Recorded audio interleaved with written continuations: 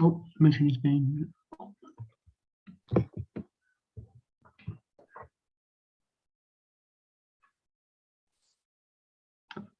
I take it Ian's still playing music, did he? I'll tell you what, actually, hold on. I'll tell you what.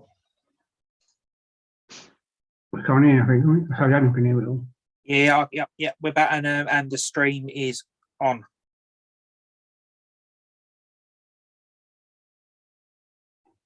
Yep, stream's on. Live. We're just waiting for Ian to come back with the music, aren't we?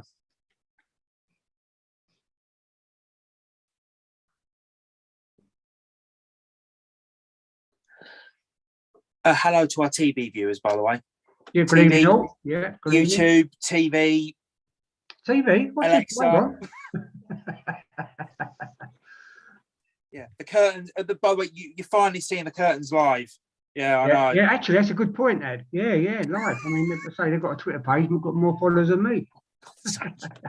I think this could win a BAFTA. This could. Never thought of that. Oh, God. Never thought of that. Your curtains could win us a BAFTA. Yeah. It was the NTAs last week. I'm surprised. Yeah. NTA, what's that? What's NTA? National Television Awards. Oh, sorry, I didn't watch it. Yeah. Right. Oh. Where is Ian gone? And we've got live YouTube up in the left-hand corner of our screen. Are we on YouTube now? Yeah.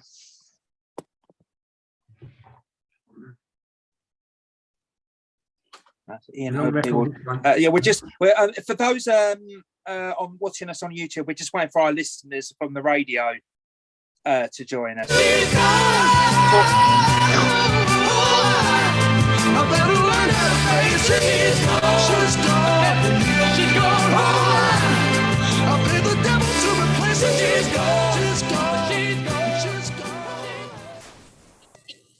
I don't know what that was, but welcome to our radio listeners who've joined us. Welcome to the Grassroots Football Show here on East London Radio and on our YouTube channel. Good evening, everyone. It's Thursday, the 20th of October. Hello to our viewers, obviously, as we said already on YouTube. And it's obviously me and Martin here tonight. No, Pete hasn't resigned. I mean, we've had enough of resignations for one day. So yeah, very good, Adam. Very good. Yeah. So Pete, Pete's having a well-earned night off. So it's me and Martin here this evening, pushing the buttons. And I think grinning like a Cheshire cat over today's events is the legend that is Mr. Ian Chambers. Maybe. Evening. Evening. Yes, we don't talk politics on this program. Nope. Yes, no, we don't. And joining us, obviously, it's our referee special tonight. So obviously, we're going to be talking about all things refereeing for the majority of the program. And joining us to discuss is, I think, is your second appearance on GFS after wanting to come on for quite a few years. I begged you last year. Yeah, absolutely. Yeah. Have you had more appearances than we've had prime ministers or chancellors now? I think you haven't. Yeah. I think this week I have. Yeah, definitely. Yeah. So joining us is a local referee, Paul Stratton. Hello, Paul. How you doing? I'm really well, Adam. Thank you. Yeah, pretty good. Thanks for having me on. Yeah, excellent. You're very welcome. If any referees are listening or watching, please drop us a DM at ELR Football. Or DM me personally at Adam Ritchie 2 on Twitter and at the Real Gaffer on Twitter as well. Although for Martin's DMs, you have to go through a security question asking how many trophies he won a few years ago in one season. Yeah. Very good. What's the topic he doesn't like to talk about? No, I don't like talking about it. But what I will talk about, thanks for introducing me, Ed, anyway, is that Adam hasn't got a low ceiling. He's got a double bunk bed and he's laying on the top. For YouTube listeners. I was going to ask. Nice to be here, Adam. YouTube viewers. Yeah, YouTube viewers, yeah. Yes. Nice to be here, and you probably know, bloody, Watson said that, but had a blowout on the M25 this week. It frightened the life out of me, really did. Spun around a couple of times, but survived it, and woke up. Tottenham still hadn't won a trophy, but it's a bit scary down at M25 sometimes when you have a blowout. But no, it's really good to be. I'm really glad Paul's here tonight because it a well-experienced ref, and I'm sure he's been through every emotion of refereeing games. Like I have as well, I suppose. I was going to say, if you just said you had a blowout on the M25, are you sure you didn't like eject yourself and land on top of the Dartford Bridge? I'll probably get a cup of tea and a sandwich when I go up there. Yeah, probably. Like, Yeah. that's my view. Yeah. Oh God, absolutely. Yeah, but so that was chaotic from what I understood. The reason for the low ceiling, I'm down at my base on the south coast, so yeah, when I'm here, it's always a low ceiling. This is a typical Pompey property, but yes, very low ceilings because they've got very terraced buildings and like attics converted into rooms and that. But anyway, enough. That was home run to the hammer. But now. But now, let's get on to the football side of things. Obviously, Paul, thanks very much for being here. So just quickly, we'll just mention a couple of things that have happened this week. There was a great game in the Essex Senior League on Tuesday night. Enfield beat West Essex by a goal to nil. That was a battle of the top two. Yep. Paul, Enfield obviously won that by a goal to nil. Enfield are one of the favourites to be up there. West Essex have started off really, really well. And I think by the sound of it, the game was worthy of what a tight game, what you'd expect from a top two, the top two in the Senior League. Yeah, I think what I like about the Senior League this year, Adam, is and I haven't seen many games in it, but I like the fact that there's different teams this year that are challenging. There's been the same old teams in the last couple of years, the Walthamstows, Stansted. And it's good to see Enfield, West Essex, two good clubs, up there, along with Redbridge. So I think it's going to be a really fascinating season this year. I expect Stansted will come back. Saffron Morgan will kick on. But yeah, it was good to see an early season, 6-pointer, settled by the odd goal. And I think the return fixture will be very, very interesting later in the season. Yeah, I think Pete went to that. Did Pete go to that game, Adam? I think he did, didn't he? Yeah, I know we went to Bengal Barkingside last night. Oh, right, I mixed it up. He goes to the best games, obviously. He picks the good ones. As you say about, now there's obviously Enfield in a top position, played 27 points. You've got West Essex played 11 with 22. So obviously there's a 5-point gap there. Possibly 8. If they win a game in hand. But again, teams behind them, as you rightly said, West Essex, and obviously you've got Redbridge, in 22 as well. You've got Clapton. Is that in Essex? And FC, and they're on 19 with a game in hand. So it's all to play for. You're right, Paul. It's different teams up there, isn't it? Yeah, the Senior League, though, Martin, it tends historically to go this way early season. I think then it starts to settle down. I think everyone beats each other. I don't think you can tell much from this point of the season, but I think it's typical. Like you get to Christmas, I think you'll see it start to take shape. But I'm over at Enfield next Monday. I'm observing over there, so that'd be cool to go and see them. Now you've told the referee you're observing. He knows already. He knows already. Before the show, that's my point. They at British Stalford, aren't they, Paul? They're playing. I think they do. I hope so. I don't know. I haven't checked where it is. Yeah, okay. Home, yeah. Yep. Yeah. Okay. So obviously, interesting developments there in the Essex Senior League. In the Eastern Senior League South, obviously Pete was there last night at the Sporting Bengal Barkingside game, which finished 3-0 to Sporting Bengal, who actually done well on Saturday, beating Stanway Pegasus 4-1. Don't forget, this is the same Stanway Pegasus that demolished them 7-0, I think it was, on the opening day of the season. So psychologically, a great comeback there for Sporting, and they won 6 out of 7 at home, so they're really, really strong at Mile End, or what they call Fortress Mile End. Well, technically, they won 7 of 8 there because obviously the Town Hamlets Derby they won there as well. So I think that was important for them to keep going. What's the pitch like, Ed? I wouldn't know, to be honest. No, there's been a few complaints, isn't there, previously? But yeah, definitely. Yeah. Let's talk, obviously, before we go on to refereeing about the FA Cup. Now, we love the FA Cup. It's the greatest competition in the world. And there's some great stories in the FA Cup this year with teams getting through and obviously non-league teams and some great sides in the first round. Let's just go through some of the draws now. Or some of the draw, obviously, for us. We'll go from the non-league perspective. AFC Fylde against Gillingham. That's a winnable one for Fylde, I think, because Gillingham aren't in the best of form. I saw Neil Harris last Friday at Bowes and Pitsea. So that'll be interesting. Here's an interesting one from a local perspective. Barnet against Chelmsford. Yeah, I see that one actually. It did take me eye, that one. Same word at Chelmsford, really. You know what I mean?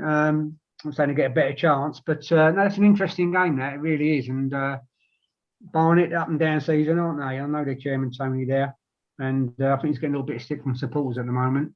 I'm just really pleased with Chelmsford, to be honest. Yeah, I lined there a couple of times last year on the National League, and they're a really good club actually, and they're really well run. Yeah, you can tell a lot by the secretary and the guys that work there, and they're top guys. So I'm pleased for them. Yes, I'm right. My son played there under 16s. I think he was there as a kid, and again, I'm going back 10 years, and the set, as you rightly say, that even the set out then was good, Paul. The set out, and they've had some really poor seasons the last couple of years as well, Marty. Not really befitting a club of their size, really, and it's good to see them having a cup run. I'm really pleased for them. Hey, you'll probably know this. Where I saw somewhere, is it the home team? Do they get all the gate money, or they split it with the away? They share it. They split it, don't they? Yeah. Because I saw somewhere, I think Ipswich Wanderers are playing a team, and I can't think it's gone from my head, unfortunately.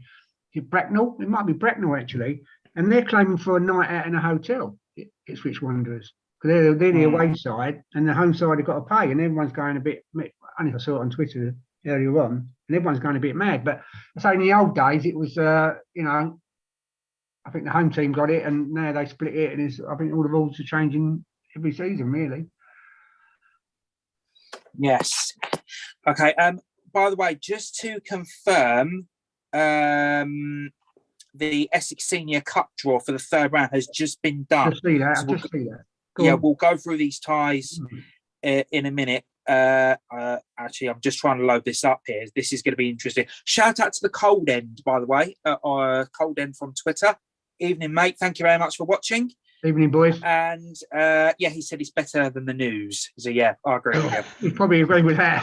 It's a pretty low bar, to be honest.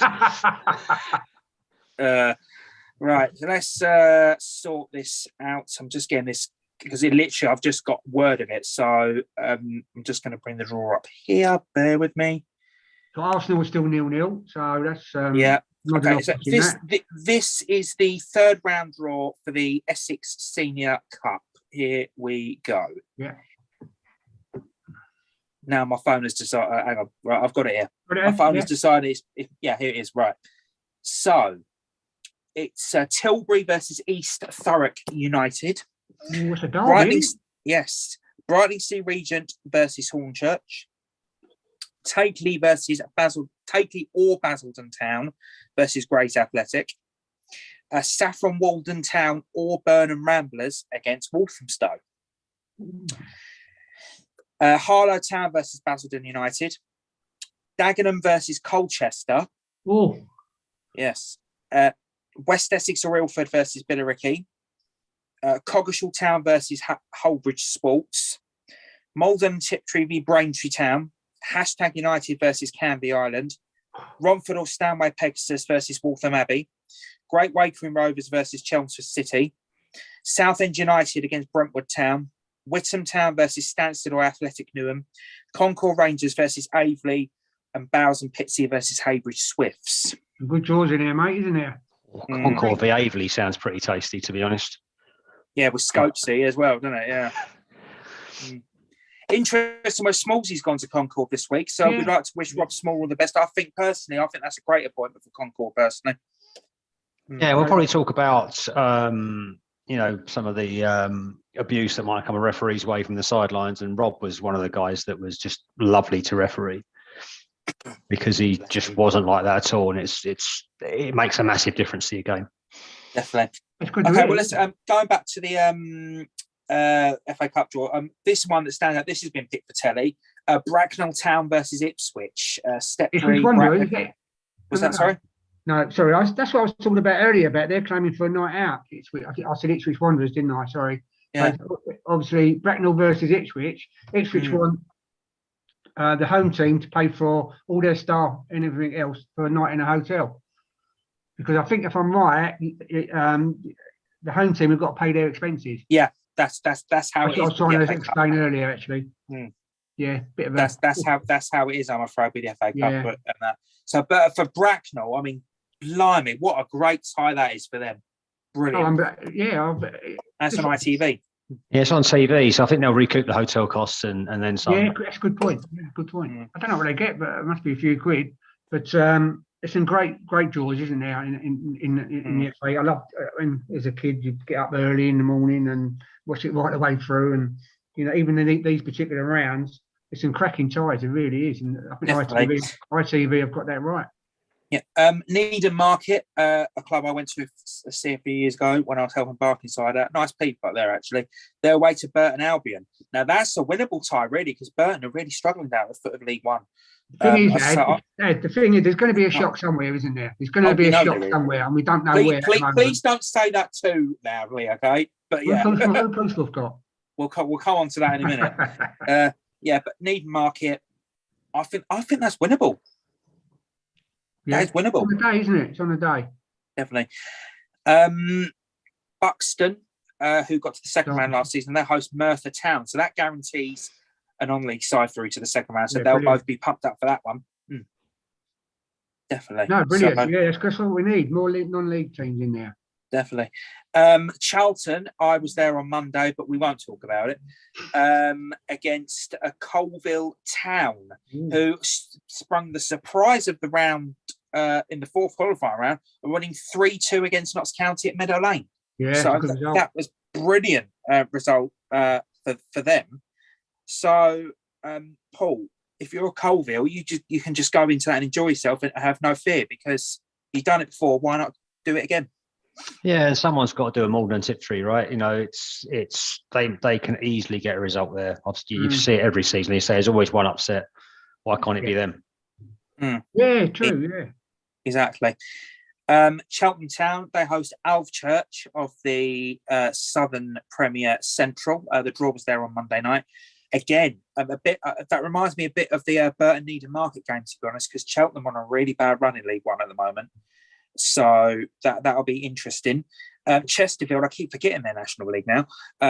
Host Northampton. That will be an interesting one. That's a derby. I'm sure that's a derby. It's East Midlands derby, but one's up the top, one's at the bottom, so you can't really. But that's stretching the word derby a little bit, Martin. To be honest, yeah. No, I just in my mind, I'm thinking East Midlands M1, yeah. But yeah. That's going to be a good game, Paul, because they say there's not a lot of gap between the National League and League Two, although I do think it is getting bigger. Both sides are doing well in their respective divisions, so this is going to be a cracking FA Cup tie, I think. Yeah, I fancy the non-league side in that one, to be honest. Just because they've got that mentality of nothing really to play for in many ways, nothing to lose. Sorry, in many ways, right? They're probably still not expected to win, but they've definitely got the quality. So again, on the day, that could be. I wouldn't call that an upset, but I think it could be a surprise result. But also, had you got like Weymouth versus Wimbledon? Well, yeah, we'll obviously come on to that. We'll come on. I'm just going through them. Come on to sorry, mate. Not on W's yet. Was that? We're not on W's yet, Martin. Yeah. Cool. Martin's on W's. We know what that is. I'm sure I've called Paul a few W's a couple of times. Yeah. It's a joke, Paul, isn't Yeah. it? Kerrs and Ashton, who've got pedigree and history in this competition, against Cambridge United. That could be enough. Cambridge obviously went to Newcastle last year, didn't they? So, one up there. Doncaster against Kings Lynn. Again, you never know with that one. Ebbsfleet versus Halifax. That could be interesting. All non-league type. Ebbsfleet, don't forget, are on a really. I think they've got 100% record in the National League South. I think something like that. Yeah, so that's going to be interesting. Another one that's interesting here: Fleetwood versus Oxford City. Now, the thing is, I've noticed about Fleetwood is they against the lower teams, they've tended to struggle this season. But they've got points against Portsmouth, Ipswich, Sheffield Wednesday, and Plymouth, who are in the top 6 of League One. So, and I think also you've got Scott Brown, their manager, haven't you? Scott Brown, the ex-Celtic player, their manager. No disrespect. I mean, what he's achieved in his career, and if he was my manager, you want to run through a brick wall for him, and also because of the way he used to play. But you're right, Ed. Yeah, they Definitely. interesting tie. Interesting. Yeah. Gateshead, Stevenage. On that kind of pitch, Paul, Stevenage, Steve Evans' team going all the way up there to the northeast in that kind of ground on that pitch as well. Because Gateshead's a bit like a Mile End or a Cricklefield with a running track around it. So that's what you could say ingredients for a proper cup tie. I think so. I mean, Gateshead will fancy that one. I don't think anyone's going to fancy the journey up there. I'm sure they'll be staying overnight, but I think Gateshead will probably fancy that. Right. I'm going to talk about the next one with me fingers crossed and touching wood, because this is a proper classic FA Cup tie for all different reasons. Is that Hereford. Yeah, sorry, Ed, carry on, sorry. Hereford against Portsmouth at Edgar Street. I'm going. Really excited about this one because Edgar Street is a proper old school ground. A lot of history at that ground with the FA Cup. Ronnie Radford against Newcastle in 19 whatever years was. Martin was in his prime then. And then obviously on that pitch, it's not the best pitch at Hereford. No. Non-league, one of those. It's obviously us being the former winners and a giant in this stage of the competition. No jokes, Martin. No, you see what I'm saying. This has got the ingredients to be not only a giant killer but a classic cup tie. And I cannot believe I'm saying that about my own team. But we've got to be careful here. Is there? Sorry, you have to enlighten me again because I've forgotten. Probably our listeners and viewers. Is it a replay or is it extra time and then result? I can't remember now. I think it's replay, isn't it, Paul? Up until like the third round. No, FA Cup's all replay now. Yeah. So, so if it was to go back to a replay at Fratton Park, it'd be a nice little payday there for Hereford. I remember when we played last time. Last time we played Hereford was in the Carling Cup, the year we went down from the Premier League. So how times change. Both clubs have had their financial doo-doo since then. So it's mad, but I'm really looking forward to that. The local side, Dagenham and Redbridge, they're away to Maidenhead. Taunton Town, they've got MK Dons away. That'll be interesting. York City away to Shrewsbury. This one's been being televised. South Shields versus Forest Green. Again, like I mentioned, Cheltenham, Alvechurch, Burton, and Eden Market. This is going to be an interesting because Forest Green are really struggling. We've got them Saturday at the bottom of League One. So again, on the day, who knows, mate? It's as you rightly say, they're struggling at the moment. If anything's going to get the home team up, would be the FA Cup. So for that result, definitely. Another one involving non-league sides, Sutton United against Farnborough. Now, to be honest, I'm still getting my head around that's league versus non-league. To be fair, considering Sutton, so Sutton could be the victims of a giant killing, as they say. Could be. Yeah. Torquay versus Derby. I just want to shout out for that one. Yeah, I just want to shout out for John Mills, our midfield player, a veteran, if you don't mind me saying, John. Mad Derby County player, supporter. I'll have to speak to him whether he's pleased about that one or not, because non-league club. Have you been to Torquay, Ed? Or yes, I have once. Yeah, it's quite a way, isn't it? So, like from Derby even. So, it'd be interesting to see what John's thoughts are on that one. As a Derby County fan. Last time I went to Torquay, we were nearly in like a sardine, and you conceded after 13 seconds. Oh, really? Yeah, not good. This is like 10 years ago. As you mentioned there, Weymouth, Wimbledon. That's an interesting. Yeah, I'll tell you, Wimbledon. A funny side. I mean, old DJ Kaz does the every rock show. She's a Wimbledon fan, isn't she? And they're struggling. They lost the South London Derby in Sutton the other day. Is that South London Derby? Yeah, I suppose it is. Yeah. So, and obviously the final non-league tie is I still can't believe this is an all non-league tie, and it's been televised. But we all know why. Wrexham versus Oldham. We all know why that's been televised. Well, money. Someone's probably had a word. Someone's had a word with ITV, I reckon. Yeah. But Wrexham. Did you say Wrexham versus Oldham? I mean, And Yeah, that's they- interesting because Oldham beat Chester on penalties. Can you imagine if that was Wrexham versus Oh, Chester? And you had the two owners from flown over from America watching that, and they get beat. Oh, Too happy, will they? no. Some great draws in there, especially you rightly say about the non-league clubs. And I think one or two could get through. If you had to pick two sides who you think could get through, who would it be? Well, I'm going to say this for John Mills, our Debden sports player. Torquay United. No, I'm only joking, John. You know what? I actually fancy Weymouth. I don't know why. I just fancy Weymouth against Wimbledon. Fancy the home side to get a result out of that. And I think you mentioned it earlier, Gillingham. Who are they playing, Ed? Filed, and they've not got a good record against non-league. No, so I mean that could be another one. I don't think we mentioned Solly-Moors versus Hartlepool. Oh yes, yes. that's an interesting Obviously, side. that's going to be an interesting one. Yeah. That's going to be one of mine. Solihull to beat Hartlepool, and I'm going to. Do you know what? I'm going to go in the next one. South Shields to beat Forest Green. Yeah, why not? Yeah. I'm going to go Hereford to beat Portsmouth. Hey! I knew one of you was going to do that. And I think Bracknell Town will be so annoyed by Ipswich's Premier Inn bill that they're going to turn up on the day and whip them. Is that actually public knowledge that Ipswich have actually I asked? see it on Twitter today. Must be true. So it's on Twitter. Honestly, they actually quoted it. So the actual club saying. But then again, they have to. It's the FA rules. So you've got about 30 people, rooms you got, well, this is split in half, 15, 20 rooms you got to pay for, breakfast, and that's out. It's a bit out of order themselves, but hopefully Ipswich should give some money back. They'll only do that if they win, I suppose. Honestly, I don't. If any Bracknell fans are listening or watching, I don't want to take this the wrong way, but rules are rules, I'm afraid. Like, it's the competition rules that you have to do this. Ipswich have got. I can understand if people have got an opinion on it, but Ipswich have got every right to do that because it's in the rules.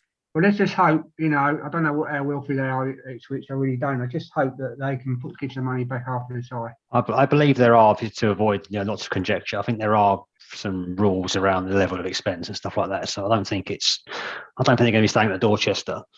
I think anyway. Whatever. But it's not going to. It's nothing too salubrious, I imagine. No. What do you call it? So people are moaning about it on Twitter. All I'm going to say is read the FA Cup rules. Read the FA Cup rules. It's in there. As a secretary myself, the amount of I've had to do this myself. I had to do this when Tower Hamlets bought Bethnal Green played Dunstan in the FA Bars a few years ago. Okay. They had to cover our hotel. So yeah, it happens.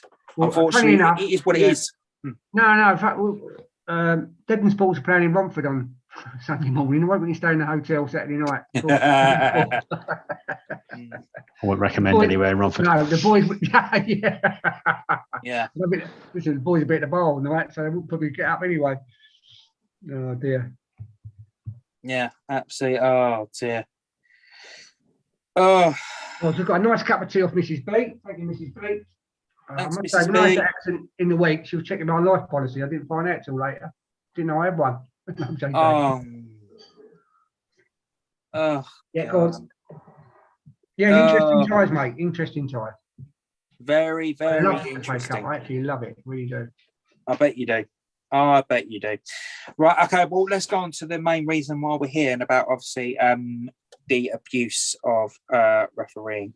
Obviously, Paul, obviously you'll be aware of the story, and Martin's going to lead quite a bit of this because he's a qualified official himself, of course. Obviously, there's been stories in the news about this in the last few weeks, and of course, recently they're going to be talking about the trial of body cams at grassroots level as of next season. And Paul, could you just give us a bit of insight into what the developments have been in the last few weeks or so the viewers and the listeners who may not be aware of all this? Well, it's been going back a bit longer, Adam, really. So the body cam thing was there's been an increase in the rate in a number of physical assaults on match officials for a number of years. It's been gradually increasing, and through the ref support charity and other referee bodies, they've been campaigning quite hard to have body cams on referees. And the reason for that ultimately was to act as a deterrent, to also to act as evidence, because a lot of time there's still a bit of a disconnect between the level of violence or abuse towards referees and the punishment that is meted out by the FA, because they are limited in what they can do without adequate evidence to do so. So body cams are meant to be able to mitigate and sort of help protect referees to an extent. I think they're a fabulous thing. I think also not just because they will give you the scope to obviously help to identify perpetrators and see the assaults happening, or but they'll also open up people's ears to some of the things that do go on in the field of play. And thirdly, they'll also give the people the point of view a referee has during a game, because when you're watching it from the stand of the sidelines, it's completely different when you're in and amongst 22 players, right? All of a sudden your decision-making viewpoint is completely changed. And perhaps that will help people to understand what a referee sees. And perhaps, I don't know, maybe try and help to explain sometimes why the stonewall decisions they think we miss on a Saturday or a Sunday are actually not quite as clear-cut. Right. Okay. So you're all favour of that, are you? So what you just basically said was you're in favour of that happening. Yeah, well, the lobbying went through a couple of years ago. It finally got put into the laws of the game, I think beginning of this season or maybe last season.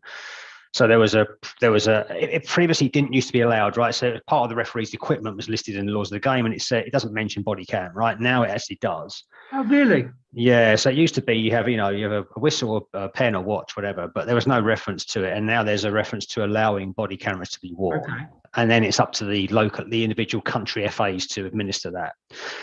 So the English FA, have now authorised the use of them from next season, I think it's going to be. So yeah, I'm in favour of it. It won't apply to me. I won't be allowed to wear them on an Isthmian game, for example. I was just going to say, so it's from say Sunday morning grassroots up to what, Essex Senior or below that? The idea, I think it's going to be, is that it's going to be proper grassroots football. So your Sunday morning games, maybe some of your Saturday afternoon stuff. I don't know if it's going to apply in the Olympian, for example, but no. I think that there's going to be some guidance. So anything in the pyramid probably won't be allowed. But I think it really is for the guys on a Sunday morning. There's far too much abuse goes towards young kids, in particular refereeing on a Sunday morning. I see it myself enough. So this will hopefully allow them to protect themselves. Well, I don't think, you'll answer this question. Are referees CRB checks as well? Yes. Yeah. So my question is really, how low? I mean, is it going to go to mini soccer? Is it going to the 10, 11, 12, 14, 15 football, where these are still children? Will their parents allow this to be filmed? I don't see what the problem. I don't see why you wouldn't. No, okay. Well, what I'm saying is, where is this data going to go? Does it stay on the cameras? Does it go to the FA? Where's this data? What I'm trying to get at is, you're over a public park. No one cares. I mean, you can't do anything about it anyway. Yeah. Right. So, I mean, I wouldn't suggest it's going to be a major issue. There's no data protection legislation, right, that applies to this sort of thing. And ultimately, it's right. It's the right thing. At the end of the day, Martin, some of these people are getting assaulted verbally and physically, abused constantly, and I think it needs to change. And this ultimately is a tool at our disposal to manage that. Ultimately, rightly or wrongly, it needs to be done. Right, okay, so when does, so you're in a grassroots show at Debden Sports, I'm lucky enough, we've got changing rooms, what have you. So when does that camera go on? Does it go on at kickoff? Does it go in when they get to the ground? Is it turned off straight after kickoff? Because surprisingly, a lot of referees. I don't know. It's a short answer to that question, but I mean, the long answer is that a lot of referees will film themselves in a change room anyway. A lot of referees now do YouTube channels and fair enough. Insta Facebook post things, wherever they are, and there'll be a lot of that going on anyway. I think the idea of the body cam stuff, because you wear it on your chest, right? It's probably going to be switched on for kickoff, effectively. So I could go behind the ref and go like that. You can do it now if you want, though. I wouldn't, by the way. A referee Sunday, I wouldn't do that. But okay, my question is, perhaps, unlike yourself, perhaps some referees might not want it. They haven't got to wear it, have they? It's fine. It's not compulsory. What I'm saying is, it's not compulsory. No. Okay. When I first heard about this, one of the first things I thought in my mind, who's funding it? Referee themselves. The referee now, I've got to pay what they were. I don't know how much they are. 50 I mean, a quid. body cam. I mean, like a GoPro thing is about. You can get like 20 quid off for a Chinese knockoff off Amazon, right, or whatever it's be. So it's not expensive. You can get endorse expensive that, ones. by the way. It'll be Chinese knockoff. We don't endorse that. Go carry on. Fair enough. We've got to cover ourselves. Of course, no, I wouldn't endorse anything like that at all. Of course, No, I only want to buy proper produce from bona fide vendors. Anyway, Okay.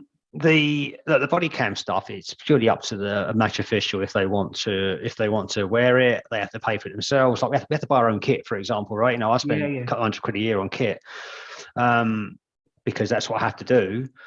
So this is just an added cost if you want to do it. I think a lot of particularly young referees you will find will take this up because they will see it as an added. They will see it as a layer of protection. Good point. But you know, I mean, referees' fees are obviously about, I think, they're £40 and going up to 45 next season, which I personally haven't got a problem with because, you know, without referees, you know, as you rightly know, there's no matches. I just feel it's another expense. You know, I just didn't know whether the FA, and I'm sure they got. But you seem against it, Martin. I mean, it seems something you're a bit like frustrated about. I mean, I don't. Is there a reason for it? No, frustrated. I mean, did you watch the Arsenal? I'm going back a long time. Millwall Arsenal. I think in the Premier League, in Division 1, whatever it was. When the referee was mic'd up. Yeah, that's correct. Yeah. And there's going to be a lot of swear words. It's a my ref. Well, this is a very good point, right? Why does the referee accept that? Accept what? Being sworn at. Well, you ask me. You're the, you know, I don't know. I wouldn't accept it. Right. I mean, we're probably going to come on to just general, you know, abuse of referees, but it absolutely has to start with the referee endorsing and punishing things that are creeping into the game that are becoming acceptable. So you're talking about also players. You know, you're also talking about on the touchline coaches like myself or parents of players who are playing. It does come from parents as well. So it's not just the players you're talking about that are under scrutiny, if that's the right word. You also got the touchline. You've got the coaches who might say, "Oh, you know, I've done it myself." Now, without giving more, whereas before they perhaps might come over and have a little word and say, "Look, you know, just keep quiet. It's my decision." Or would it give them more power to issue yellow or red cards because they know in their mind they've got it in their ref cam? Well, the thing is, I think we should just clarify though that you know, if I'm going to get really technical, in Law 12, fouls and misconduct, there's a very specific reference to dissent and a very specific reference to offensive, insulting, abusive language and behaviour. That is basically, it's the referee's tolerance that defines whether it's an offence or not, right? So for me, you know, I referee in front of adults. Clearly, as there's people, there's a crowd there. I'm getting abused, use about my hairline or something else all game long. I can tolerate a bit of swearing. That's not a problem. But the problem is that the levels as you go down, these people are being intimidated and it's being used to bully them, and that's not acceptable, especially when they're kids. Yeah. So we need to be clear but while we shouldn't be having people giving the referee the abuse, the referee also has a responsibility to actually look after themselves. Of course. So I think that's a collective thing. I'm not, you know, individually it's difficult, but as a collective, we need to start saying, you know, if you're going to get called a seat bomb or insulted or in some other way, then you have to deal with that with the laws of the game tell you to send someone off for that. Or if someone gives you a load of verbal and a dissensory decision, it's a yellow card or a sin bin. Now, I don't think body cams are going to change that. I just think that's a mindset thing that the referee has to go through anyway, look after themselves, and that's where it starts. But then body cams can then be used to justify a decision. Okay. And I think, like I said at the beginning, they'll open up the ears to people of what some of the stuff that the referees receive, particularly low-level stuff. You know, it does happen. You know, again, I'm talking about Sunday morning now because I'm more involved with it now. And you know, you get a referee turn up. Mr. Smith, I'm just giving an example. Mr. Smith. Good ref. Yeah. Yeah. No, you could say, and you go, boys, we've got a great ref today. We've got a great ref. Right. Okay. Keep your mouth shut. Okay. Just get the game and let it flow. Or we might get the other way. Oh, we've got Mr. Jones. No offense to anyone called Jones. Oh, we've got Mr. Jones this morning. Oh, no. Have we? And that's exactly how it is on a Sunday morning. Exactly how it is. But my point What's the issue, though? Pardon?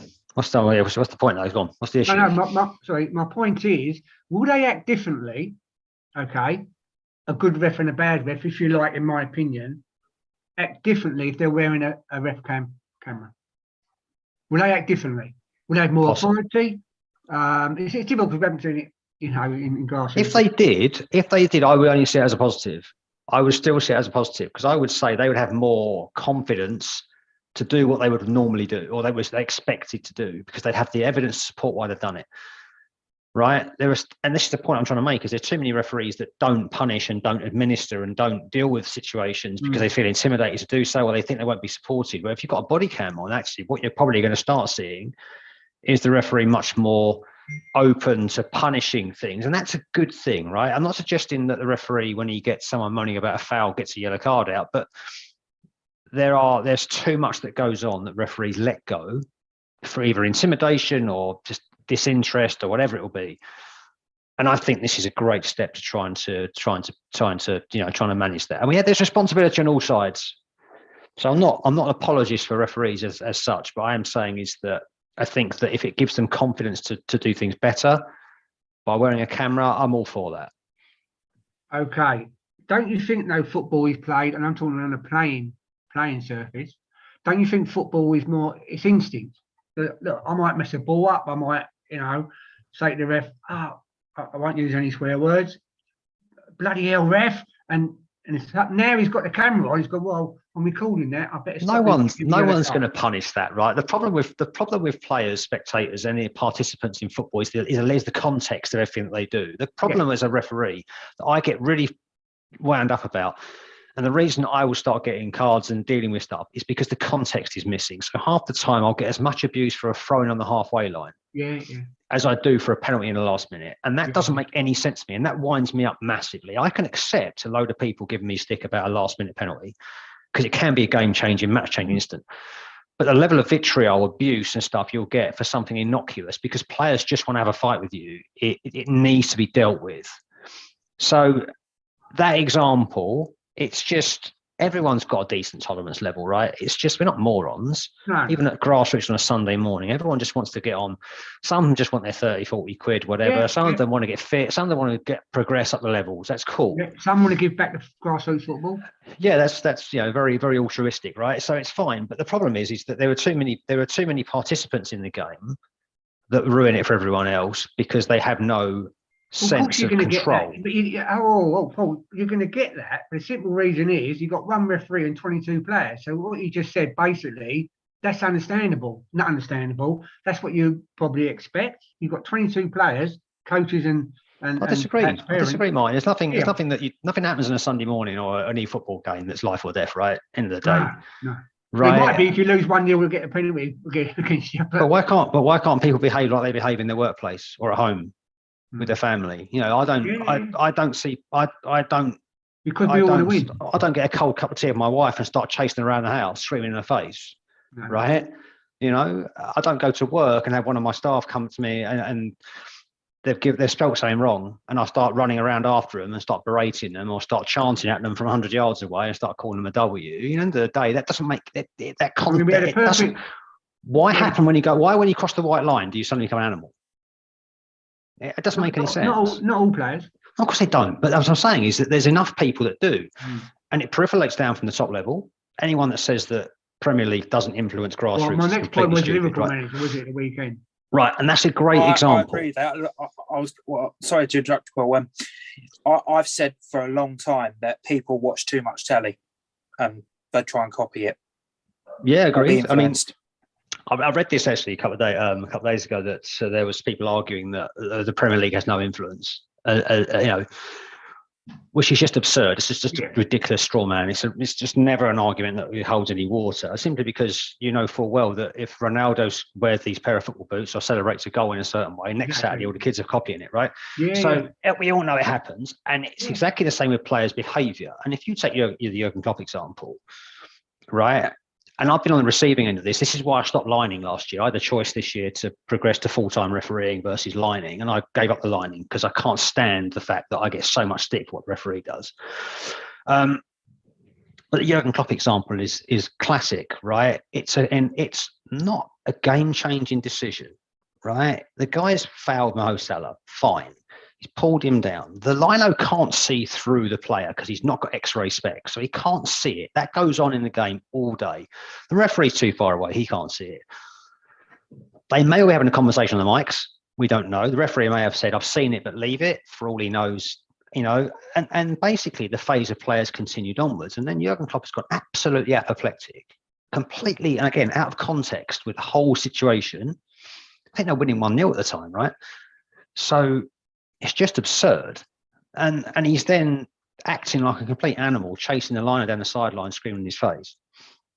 Right. And that's rubbish. So when you're watching at home the telly, Tottenham or whatever, you know, whatever team, England, World Cup coming up.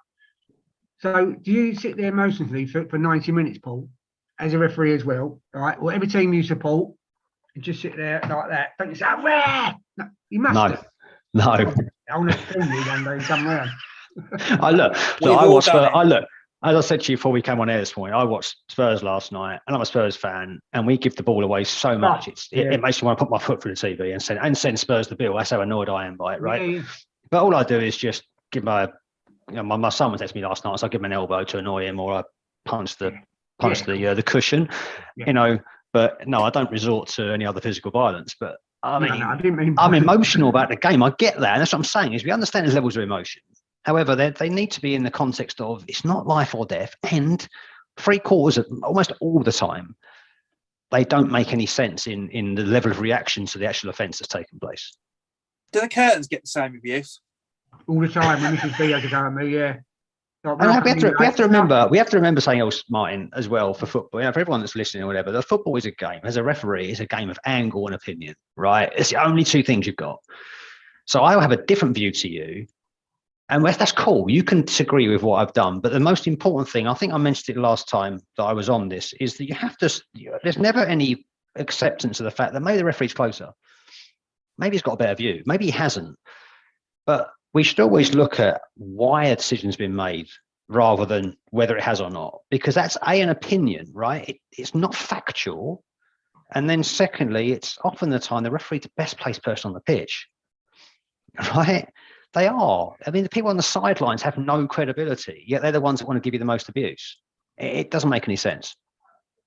So me personally, I'm going to talk about the old days about referees, if you like. When I used to play, it was a long time ago, but I like to referee, and you might be the same, Paul. You're not obviously I've not seen you ref, but you say something to the ref. He went, "Yeah, I may have made a bad mistake, but your last ball was terrible." Yeah, okay, ref. And you carry on. Then you got referees who want to argue. I know, I'm not going to say who it is. I know somebody who referees, and he goes out there looking for trouble. It's not the right word. It's not the right word. Wants to dish out the yellow cards. I know for a fact he's told me, right? So, going back to the ref cam, surely on the plus side for the ref, again, a plus side is that perhaps he might have given that last minute penalty. Okay, in his mind, yeah, that's a pen. And perhaps when he's got home and looked at it, that ref cam, I don't know where the recording's going, but he's gone, I made a mistake there. I remember that for next time, or something like that. Do you understand what I mean? Happens all the time. And by the way, I've done that twice this season, and one of them actually straight after the game, get a really soft penalty right at the end. Thought that was rubbish. That was rubbish. Yeah. And it didn't change the outcome. The team scored the penalty, but they were still losing. But I got a load of stick after the game. And you know what? Yeah. The stick was too much, and I dealt with that. But secondly, it was like, I got it wrong, fellas. At the end of the day, I apologise. Yeah. And those things do happen. But you've got. Did you play, Paul? Sorry, did you ever play on a Sunday or football? Yeah, I played. I played senior league stuff very badly. What I'm saying is that on a Sunday morning, right? Being a secretary and Adam's the same, the work we put in to get the game on and what we have to do, which is fine. I enjoy it. I'm not moaning. Okay. And you turn up on a Sunday or a Saturday, and the referee is. I've got to be careful with my words, right? No, I have. No swearing. No swearing, because we had industrial language on the other week, but we don't know more. And the referee, in my opinion, is made made, I want to get stick for saying this, made us lose, right? Okay, we all make mistakes. And then it's so frustrating. So now, so what am I supposed to do after the game? And go, oh, excuse me, I'm just using a name. Excuse me, Mr. Smith, tap me on the shoulder. Would you mind explaining in a nice, controlled manner? Because sometimes your emotions doesn't let you do that. Your emotions don't overtakes everything. Fair enough. And Then calm yourself down before you do it. I mean, that's why they have a half an hour grace period in our league before the managers can come in. Yeah. It's the changing room, right? They half an hour to basically let the emotion boil out, because otherwise you're having a fight in the changing room. Yeah. So I'll be honest with you, we had a game the other week, and it's my mate's team, and really good game. And the referee in the last minute gave, instead of a direct free kick, he gave an indirect free kick. Oh, it's a foul. It's a foul. I went up to him after the game, said, look, it was 1-0, really enjoyed the game, you done well. Could you explain to me? And he explained it. I went, okay, thank you very much. But so inside of me, I wanted to say a lot more. did the free kick lead to anything? Huh? Did the free kick lead to anything? No, it's blocked by the wall. Well, I mean, whoa. But it was an indirect. If he gave an indirect free kick. Now, if he put that in the top bins, I would have said a word. Right? But I'm saying to him, why did you give the indirect free kick and not a direct free kick? And he explained the reason. I said, okay, I don't agree with you. I said, but thank you for explaining. well, there shouldn't be a reason he's given. You should quite the law at you, right? So indirect free This is kicks are Sunday not morning. it's a non-contact sport, non-contact Sunday offence, morning, right? over Douglas there. You ain't going to start quoting me. It's just starting to Yeah, rain. fair enough. No, but listen, some refs after a game on a Sunday morning, I appreciate they might have another game. I appreciate they want to get home to their family like we all do, or go down the pub. You know, some referees won't even talk to you. They go, do off, boom, that's it, I'm off. Okay, fair enough. Thank you. I'm not going to look. I'll say, mate, I'm not an apologist for referees, right? I will be as No, critical as anyone I'm else, just saying right? my experience. Yeah, no, I agree. I'm just talking about if we're trying to set the sort of the groundwork is at 95% of the time, there's probably nothing wrong, but people want to make something wrong, or they want to make something bigger than it really is. Because no referee has ever cost anyone a game, ever. Because a game lasts 90 minutes, right? If you're drawing 0-0, hang on, if you're drawing 0-0 and I'll give away a penalty against you in the 93rd minute and they outpost score, I haven't cost you the game because you haven't scored a goal in 93 minutes. Well, I've had this conversation with quite a few referees, actually. I slightly disagree because... I'm sure, but I mean, you know, as you say, the players will miss passes, they'll miss goals, they'll miss shots, they don't. These things happen during the game. There isn't a referee's fault, and you suddenly, it might be a soft and rubbish penalty at the end, but it happens. But the referee ultimately very, very rarely will be a referee who will cost you a game. Right? It's a lazy, for me, it's a lazy sort of phrase that people use. I'll disagree. Well, I'm not sure you do. This is a nice, healthy debate, right? And that's the idea. It is, and I'm cool with that because that's how it should be. Yeah. Free speech. No censoring here, exactly. Yeah, but I just think the game is just getting harder because too many people just want to get angry at it for no reason. And it just makes referees harder. It makes the referees' life harder, you know. And there's one day someone is going to get a smack around the face with an iron bar, and everyone will go, "Hang on a minute, now the game needs to calm down." Right? Pretty sure you've seen recently the video. I mean, it might be like obviously last season where the referee got a right-handed, didn't he? I don't know if you saw it anywhere. And then and what I've read, there was no help from the FA. They, you know, after the incident. Disgusting. It's a tough one. No one wants to see that. No one wants to see that. No one wants to see that at all. But now, as you said, we're talking about the ref cameras. I just feel it might make the referee to act in a different way, good or bad. I don't know yet until it comes into practice. Maybe. Maybe. Who knows? But I just think it needs to be done for I think it's the right reasons. I think you've really got to think, particularly around safeguarding, and particularly with kids, because the things that we hear the most is the abuse aimed at kids on a mini football pitch by the parents, and that is unacceptable. Listen, I refereed. I didn't referee. Sorry, I was a coach at Debden's under 8, wherever it might be, and I had a parent from the other touchline shouting out, "Break the kid's leg!" I mean, what? And he's like 7 years old. Yeah, good solid hard tackle like that. Good attitude. Yeah. For old school. The woman actually. Oh, I love it. Yeah, even better. You know. No, exactly, and that's not great. That's not great. But you hear You about all kids wanna being win, chased you all into the wanna car win. park and stuff, and it's just that camera is going to make the world of difference to them, and that's the important thing. I'm reserved about it. Okay, simple reason. I don't know whether it'll make the referees any different, bad or worse. And I mean that. I honestly mean that. I just don't know. Would they be? It's only my opinion.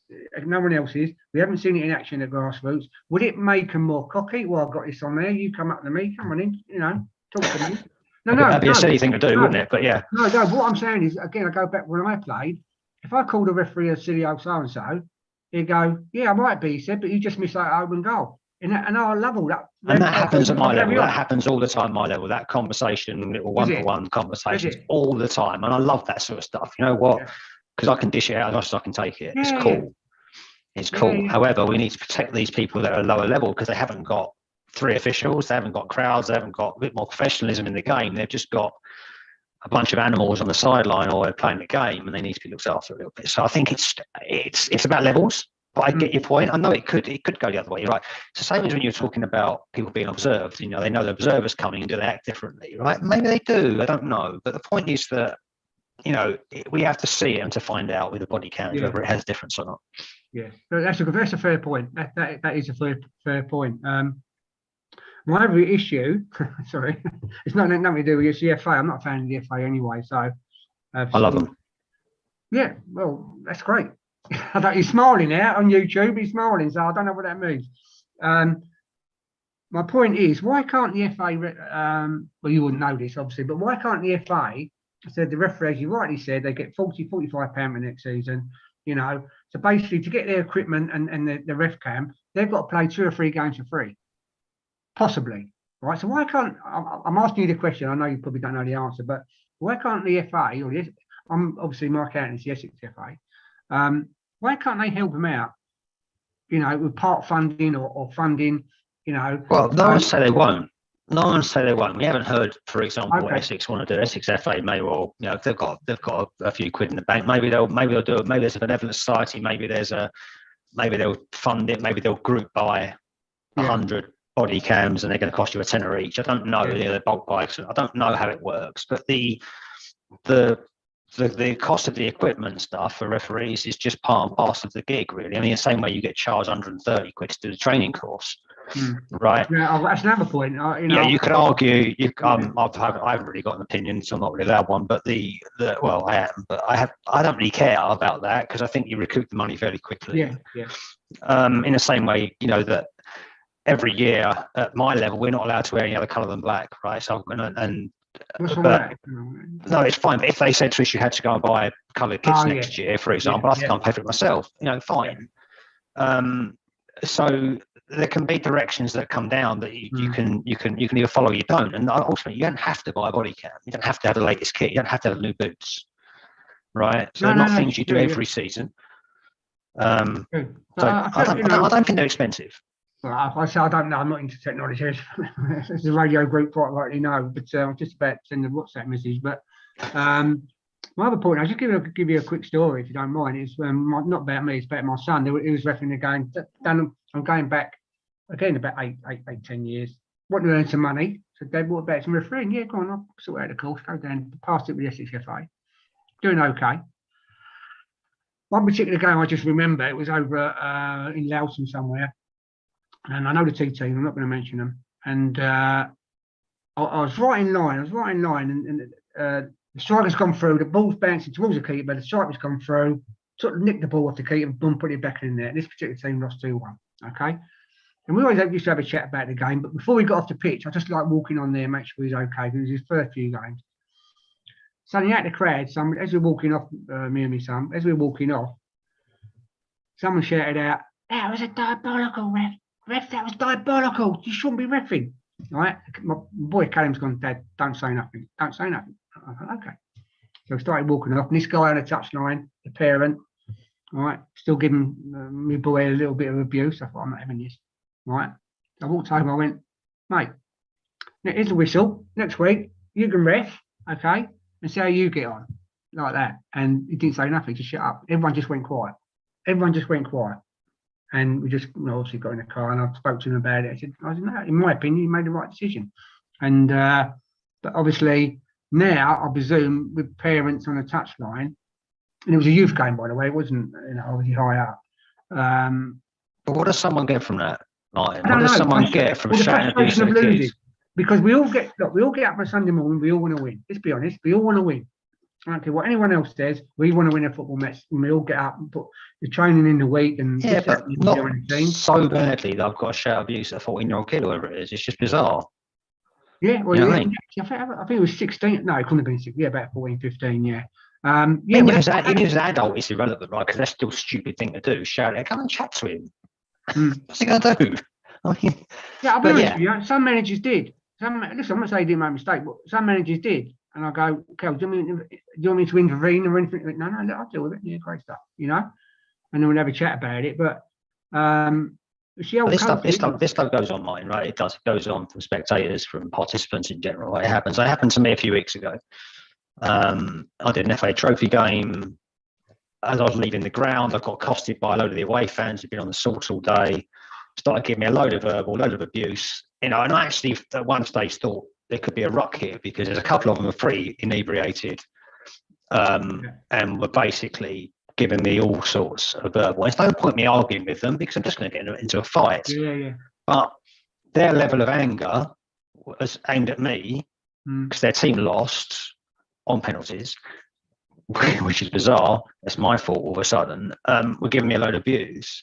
Now, if you want to go and watch the video of Folkestone Invicta against Whitehall on YouTube from 2 weeks ago, cracking game of football, and a fantastic act of simulation in the 93rd minute that I've cautioned that caused the vitriol from these people. And they gave me a load of stick and told me they were going to give me a load of stuff on Twitter and abuse me over that decision. And they haven't come back to me yet because they've probably seen the video and it's a pretty rubbish dive, right? It's laughable. However, it doesn't excuse the fact that what happens is when you leave the ground, I still get a load of verbal from people. On this particular occasion, there were 7 or 8 of them, and they can't be reasoned with. They're like a Terminator, right? They generally cannot be reasoned with. These guys are just going to want to have their say, probably want to give you a load of abuse because it makes them feel better on their journey home. Or they're blaming you for defeat.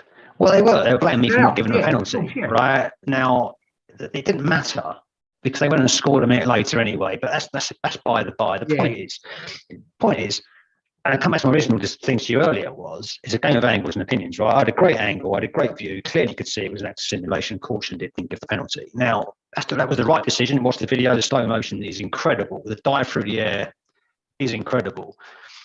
That doesn't, even if I got it wrong, it doesn't excuse a bunch of grown men giving me a load of stick on the way home because I could have been a 14-year-old kid on a Sunday morning. Yeah. And it's just a bizarre level of, like I say, it doesn't make any sense. It's just a game of football, right? Well, just a game of football. You it might be, but some people it might be their life. That's there might be. I'm not going to go down this route. I'm really not, or perhaps we can. It's okay because it might affect referees as well about mental health. Look, I'm going from a coach or a player's point of view. They look forward on a Saturday to a Sunday, right? Oh, I've got a game Sunday. Oh, lovely, can't wait. I said this earlier, and you get them. I don't know how to pronounce it. I don't know what to say about. You get a shit ref, right? Excuse my French, right? And you just before you go out there, it's going to be absolutely a nightmare. You're going to say to the boys, don't swear, don't do this, don't do that. Just play the game, just get the 3 points and go on. That's all I want to do. But the game is all about instincts. It is. I'm sorry. It's all about instincts. Playing wise. Okay. So if the referee perhaps might give a decision you don't agree with, right? And it's going to come out. It's going to come out. Like that with a few words in it, okay? Fine. Some referees will go, I'm just going to give you an example. Fred, come here. Look, I'll give you a decision, right? Don't swear at me, play on. Lovely. Ref, well played. Really appreciate that. Thank you. But now my point is, and I've said it earlier, my point is now they've got the body cameras, right? What they think, well, he's just sworn at me. I've just filmed it. I better give him a yellow. Or a red. Or a sin bin. You're right about level. This tolerance is a real bugbear of mine because tolerance is not a badge of honor. You shouldn't be tolerant of being abused. So your abuse level depends on your own perception. But if you're being sworn at, really being sworn at, I would argue that's over the top for a game of football. Right? No, I didn't say overscore. I didn't say. But okay, no, I didn't. But, no, I didn't. No, but like I say, as you got the levels, I do Isthmian League football. Right? I exchange pleasantries with the players all the way through the game. Yeah. And that's cool, good and bad. And it'll even be conversations with the players like, if you didn't keep giving me stick, I might give you more decisions. Yeah. Right, because it does go counterintuitive in the end. The more you go at me, the less I'm going to give you. That's ultimately it almost gets in your mind that happens, right? And it isn't necessarily true, but I tell the players that because, quite frankly, I want to shut the guy up. Yeah. And likewise, someone might have told me that I'm getting relegated next season, and they were in a cup game, they were losing. I said, "Well, you're getting relegated out of the cup this year, aren't you, mate? So there's no problem, right?" So we're all winners here, and that happens. That conversation can happen. It's but I love all that. I love that. And as long as I do it with a smile on my face, because I'm 45 years old. I don't get intimidated on a football pitch, right? Another thing people say you do, right? But anyway, I don't, and I can exchange that. However, take your point. Football is just a game of football, right? Anyone that gets that upset about it on a Sunday morning to start giving people abuse needs to find something to get rid of their emotion in a better way. Maybe get a girlfriend or go for a run or do something before a game. Because if you're that worked up by a game of football, I think you've got other problems to deal with. That's my perception. No, I think personally that's wrong. What I'm saying is you don't get wound up. Listen, we go out. I keep saying we go Sunday morning, we turn up. I agree. You're there to win. You're there to win. You don't always win. Fine, right? Fine. Everyone does. No problem with that. And then you got. I don't want to. I can't. Let me think my words carefully. You got a referee probably not up to it. Perhaps. That's an opinion. Yeah. Okay. Might be the whole 22 players, but anyway. Okay, you deal with that. Okay, but I keep going back to the same point. I've deviated a little bit. My point is, and we don't know the answer. I'm dying to find out. Are the referees gonna? Are they going to make before? Well, I'll go back to it. Before the ref cam, yeah, Martin. Keep your mouth shut, son. You know what I mean? I don't really know more. Give me a stick on the touchline, which I don't, by the way. I don't give me stick. Sorry. Okay, I'll carry on. But now, would it be with the ref camera? Come on, Martin. Right, off you go. You give me a bit of stick. I better send you off because I've got this camera. We don't know it's going to go viral, or we don't know where it's going. Okay. So would it change their decisions? And if again, I just thought of something else. You might have referees a game on the halfway. I'm talking about Sunday morning, not your standard ball.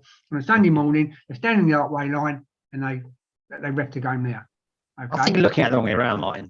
I think you're looking at it wrong. Personally, I think you're looking at it the wrong way around. I am. Yes, I think so. Okay. Because I think what we should be saying is the idea of body cam is it stops the players acting in a stupid way in the first place. I don't think it will. It's like CCTV in the street. You're not going to go mug someone under a camera, are you? You're going to wait until when the camera's not on, right? So the point is, but it's about risk and awareness, and ultimately about have you got the emotional intelligence to understand that actually I need to calm myself down now because I'm on camera. That actually is the idea of it. The idea is to protect the referee by discouraging behaviour. But I'm just worried, and I hope I'm wrong. I hope some referees out there want to make a comment. I really hope if you're listening, or we obviously replay the show back at a later date, or tonight or tomorrow morning, and you still want to comment on it, fine. But I just feel sometimes with the body camera, this is what I'm thinking. With the body camera on it, you might get a fantastic ref who chats you all the time, right? Martin, shh, quiet. Right, red card. Right, okay, red, sorry. Okay. Well, now, say to much I said earlier, Martin, your red cards, because he's got his body camera on, right? I don't know, I might be totally wrong. Well, now I've got to do something now. I've got to do something because obviously I've got my body camera on. Don't know where this is going, blah, blah, blah. Red card or yellow card, whatever it might be. But I'm just worried that referees will change their game by having the ref cam on their body on a Sunday morning. Maybe, but I would still wager that 90% of the time they're actually doing what they should be doing in the first place. I would still say that. I mean, what you're going to get, I'm trying to be a Nostradamus here, but I think in a year's time, there's going to be a proliferation of videos on YouTube, on Twitter, on everywhere of referees getting stick. Yeah. And then there'll be different people giving their opinion on that was never a red card, that's never a yellow card, whatever. Right? That's cool, but at least you're going to Well, hear. you get it. that on Match of the Day there, don't you? Yeah, you never hear anything. You never understand Yeah, what's yeah, going on. true. So I think that the idea is that maybe in a year's time we can come back and we can say whether or not it's proving to be a challenge or not. Yeah, love to. Because I'm hoping it'll be a catalyst for a little bit more improved behaviour. Yeah, well, listen, that's Life referees any good, right? Some of the referees aren't very good. I get that, right? I get on a Sunday morning, but you get the referee you deserve at the level you're at ultimately. Because the referees are. I disagree with that because there's a good. I thought you might, but no, there is. No, I'll be honest. There's some good ones and all. There are. And they're young. There are. But but on a Sunday morning, you're at the behest of of referees that just want to do it for a bit of money or that's fine. I've got no care about problem their with fitness and stuff. Yeah, but they're saying is that there's levels there. As you go into Olympian, into Essex Senior, into Isthmian, these referees are being assessed and trained, and therefore they are at the level they deserve to be. Right, and they match the level of football. On a Sunday morning, you're going to get highs and lows, and I get that, right? Because it's basically open. Anyone can wear a black shirt and referee a football match. So it's cool. That's what happens. Unfortunately, you've got to deal with that. If you want to get a better referee, go and play at a better level of football. Is ultimately that. Unfortunately, that's the way it works. Yeah, but it could be the other way around. It could be perhaps a player who played at high levels now coming down and enjoying their football in grassroots. So it works both ways. Of course it does. Of course it does. And you'll still get referees. I don't referee on a Sunday anymore. Sorry, Adam. I don't referee on a Sunday, but I did until 2 years ago. So you would have someone like me refereeing on a Sunday morning. Now I would have probably been too good for that level. But what league? All over in Essex? I'm not sure where you're from. Yeah, I would do the whether it was a Sunday morning something or other. Essex Corinthian, the Corinthian Sunday morning. Yeah, or combination or whatever. That's a good standard of football. It's a lot of senior league and Isthmian players on a Sunday morning, right? But nonetheless, that's what I would do. But I'm too old now. I can't do 2 games. No. But I mean, some referees, and I've got no problem with this. They might ref 2 games on a Sunday. Well, no, they do 2 games on a Saturday, a couple of nights in the midweek, and they've got a good income. If you're retired or if you finish work and you want to do something part time.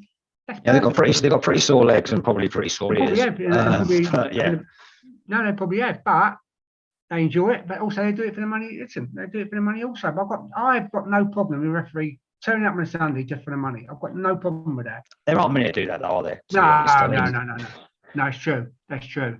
I mean, 30, 40 quid is just, it's a couple of beer tokens. Let's be fair. In 2 years, it'll be 50 quid. It will be. It will be 50 quid. Which, I've got no problem with. That'll fund the body cam, won't it? So yeah. But I've got no problem. I've always said they should get a bit more money when they were getting 25, 30s. I really thought it should be more money, and I honestly believe that. And I've always said that. But with the body cam, I know obviously we're talking quite a bit about that because obviously that's our subject, if you like. I'm really interested to find out next season how it's going to go. I am so intrigued. Will it make the players? Just hear me out first, Paul. Will it make the players react or behave? The players, the coaches, the parents, perhaps following after the game a little bit of abuse. Will it stop all that? I don't think so. I mean, I hope so, because the idea is to protect people that ultimately are getting chinned on a Sunday morning for blowing a whistle. Yeah. And the idea is that we're looking after those people. It doesn't apply to me. It doesn't apply to people higher up. It doesn't even apply to some of the guys on a Sunday morning because they aren't going to bother. But the point is, it's about people that need protection and are looking for it. Okay, I want to tell you this story. I'm going to embarrass myself. It's no problem. I embarrass myself on a daily basis. But I had COVID in February when I was in hospital 4, 5, 6 days, wherever it was. And then I come out and we had a game on a Sunday. And my wife and my kid, no, don't go. I said, no, I've got to go. I want to go. So anyway, cut a long story short. And the referee, he referees now, still, lovely guy, good ref and all. And he gave a penalty against us, but 3 minutes to go. All right, everyone's going mad. All right. And it was probably about 10 yards away from me from the touchline when he did the penalty. I went on the pitch. Right. I say 10 yards is pretty close, right? It means you actually. Not 10 yards, probably 20. I'll probably give you some tablets from the hospital. But I've put it on Twitter. I put a video on there. All right. And I ran on the pitch, and I'm in his face, like, how's that penalty? And he went, Like, what are you doing on this pitch? Get off. You know, he suddenly went, oh my God, yeah, ref, I'm so sorry. Right. Now, it's probably because I've just come out of hospital with COVID. I've done that. I want to watch a game and I'm probably on medicine and everything else. And I was a bit ashamed of myself doing that. But the referee, right, acted perfectly. Right. He'd get off the pitch. Right. Didn't say nothing about a red card or anything like that. You know what he said? I know where you've been the last few days. I know what you've gone through. Just get off the pitch, man. And it just woke me up. Sorry, I do apologise. I went up to him, shook his hand. I am so sorry. I didn't mean it. You know, it's not me normally. And that's the way he reacted. Now, if he's got a camera on him and that instance happened, or any very similar instance, okay, right? He hasn't got to share it, mine, has he? He just not share the I don't know how it works. Again, I don't know how it's going to work. I mean, do they have to keep it at a certain time where the FA say, "Oh, we just want to"? Oh, can we have a look? No, this is not a surveillance state. There's no requirement. It is for the players. But there's no guarantee they'll even recording. There's no guarantee they won't keep the video. Some of it's going to be used for training. Some of it's going to be used for evidence. I mean, there's no requirement. It's not the FA coming after the game going, right, I want your footage for your game. They'll just use the footage to protect themselves in the event of a assault, you know, or to have to back up a red card they've given, because they might go to an appeal, you know, and often it's he said, she said scenario. And that's about looking after yourself. It's all it's about. Am I right in saying, I don't know if you've been to any appeals that you've sent someone off, I'm not sure, but am I right in saying that if there's, like, everyone's got a camera now, everyone's filming little bits of football on a Sunday morning. I keep talking about Sunday because that's what I'm involved in. So, you know, you film that. And I'm just giving an example, just say I'm playing, I'll get sent off, wrong decision, blah, blah, blah, right? Can I put that as evidence to the FA? Well, it'll say yes, it's a FA because that's their county. Or have both teams got to agree I can put that forward, right? So the evidence can be shown. Do you know the answer to that? I don't actually know. I'm pretty sure that video evidence can be used in an appeal. Yeah. Or an offence is being prosecuted by the county. I'm pretty sure it can be. Okay. Yeah, and again, I was going to make this point earlier. Actually, is that obviously there's people on the touchlines videoing games now. Every game is videoed now. Yeah, right? of course it is. Right, so it doesn't make a massive difference. You know, I'd say you're seeing people being sparked out by players, referees being sparked out all the time, and that's on a video. Yeah. So that's pretty conclusive. All we're doing is you're putting a video in the referee's chest, basically. It's a video of what's being said to him. You know, I just feel, again, if there are any referees out there listening, give us your thoughts. You know, I just feel that it might make some, not all, some referees act differently in decisions with a body. I personally be worrying over nothing. Honestly, I do. I'm not trying to belittle your opinion. I mean, I think it's valid. I think that the proof will be in the pudding. I just think that the reason for it is necessary, and I think it's a good thing. And I would just like to see how it plays out. The objective is purely to avoid people getting abused, assaulted, whatever else it will be, right? So that's the idea of it. Let's see if that happens. If that happens, then I'm well happy with it. I don't really care about the ins and outs of whether a referee does something differently or not. It's preventing things. No, that's not true. But as a coach or a player's point of view, it shouldn't make any difference. No, they shouldn't do, exactly. I'm saying, but I don't really have an opinion or care about that perception of it, because the idea of it is purely to protect the referee, right? So ultimately, if it is making referees feel safer and it's lowering the risk of an assault or abuse or intimidation, then I'm all for it. Yeah. And like I say, they haven't got to keep the recording. They're only going to use it if they need it. So the example you gave, the bloke's going to go, Mine was being a bit ridiculous today, don't worry about it. And the next game, he just overwrites it. He just basically records another game. He hasn't got to keep it. Yeah. I mean, also it might show. Again, if someone feels they're sending off, they've got the ref cam or what have you. Obviously, I understand that. Obviously, that they can probably produce. But just, you know, we're lucky to get refs on a Sunday. We are so lucky; it's unbelievable. The players don't realise it's only old. And that's a very important point, Mike. You might get more referees now, because a lot of referees don't do it on a Sunday because they're sick and tired of the abuse. Yeah. All of a sudden they put a camera on, I'll come and do a game now. Yeah. So that might have a positive impact on you. Yeah, I hope it does, yeah. I hope it does, I really do. But the poorer referees, if you like, you know, where they're standing on the archway line, they're giving a decision for a penalty, right? would it make them run an extra 10, 20 yards to get near Exactly. the Maybe it is going to change behaviour in a positive. Maybe it's positive reinforcement, right? So we don't know. And I think we should clarify is that most referees, almost all of the ones that I know and I've seen, aren't morons. They understand the emotion of the game. They're happy to, like I say, take a little bit of stick. It's no problem. You start insulting my family, you start insulting my hairline's fair game, to be fair, but you start insulting various appearances, you start giving people abuse unnecessarily, then that is a thing we need to start dealing with because it's getting worse. But at the same time, we also do have to have a bit of a thick skin and a bit of a bit of tolerance, right? Of course. So it's one of the skill sets that you learn, actually, and I've taken that through to my professional life, right? So it's one of those things that you do develop, and you suddenly get a lot of confidence and dealing with crowds and dealing with mass confrontation or dealing with conflicts. That's cool because you learn those skills. So those things should never go away, and the conflict comes because people are giving you verbals. So being able to deal with that is important. I'm not trying to get away from that. Conflict comes surely when the referee, I just talk about me. So in your opinion, yeah, you're going to give me an opinion. Again, I can't talk on other people's behalf, but it might come because the referee's basically messed up a decision. Only if you think it's a mess up. He might not have messed it up. It's an opinion, right? It is an opinion. 9 times out of 10, I'm always right for. Said like a true manager. There's probably a lot of managers listening or watching this tonight who are probably going to be saying exactly the same thing as you, right? Referees get things wrong all the time, and maybe they do, and maybe they.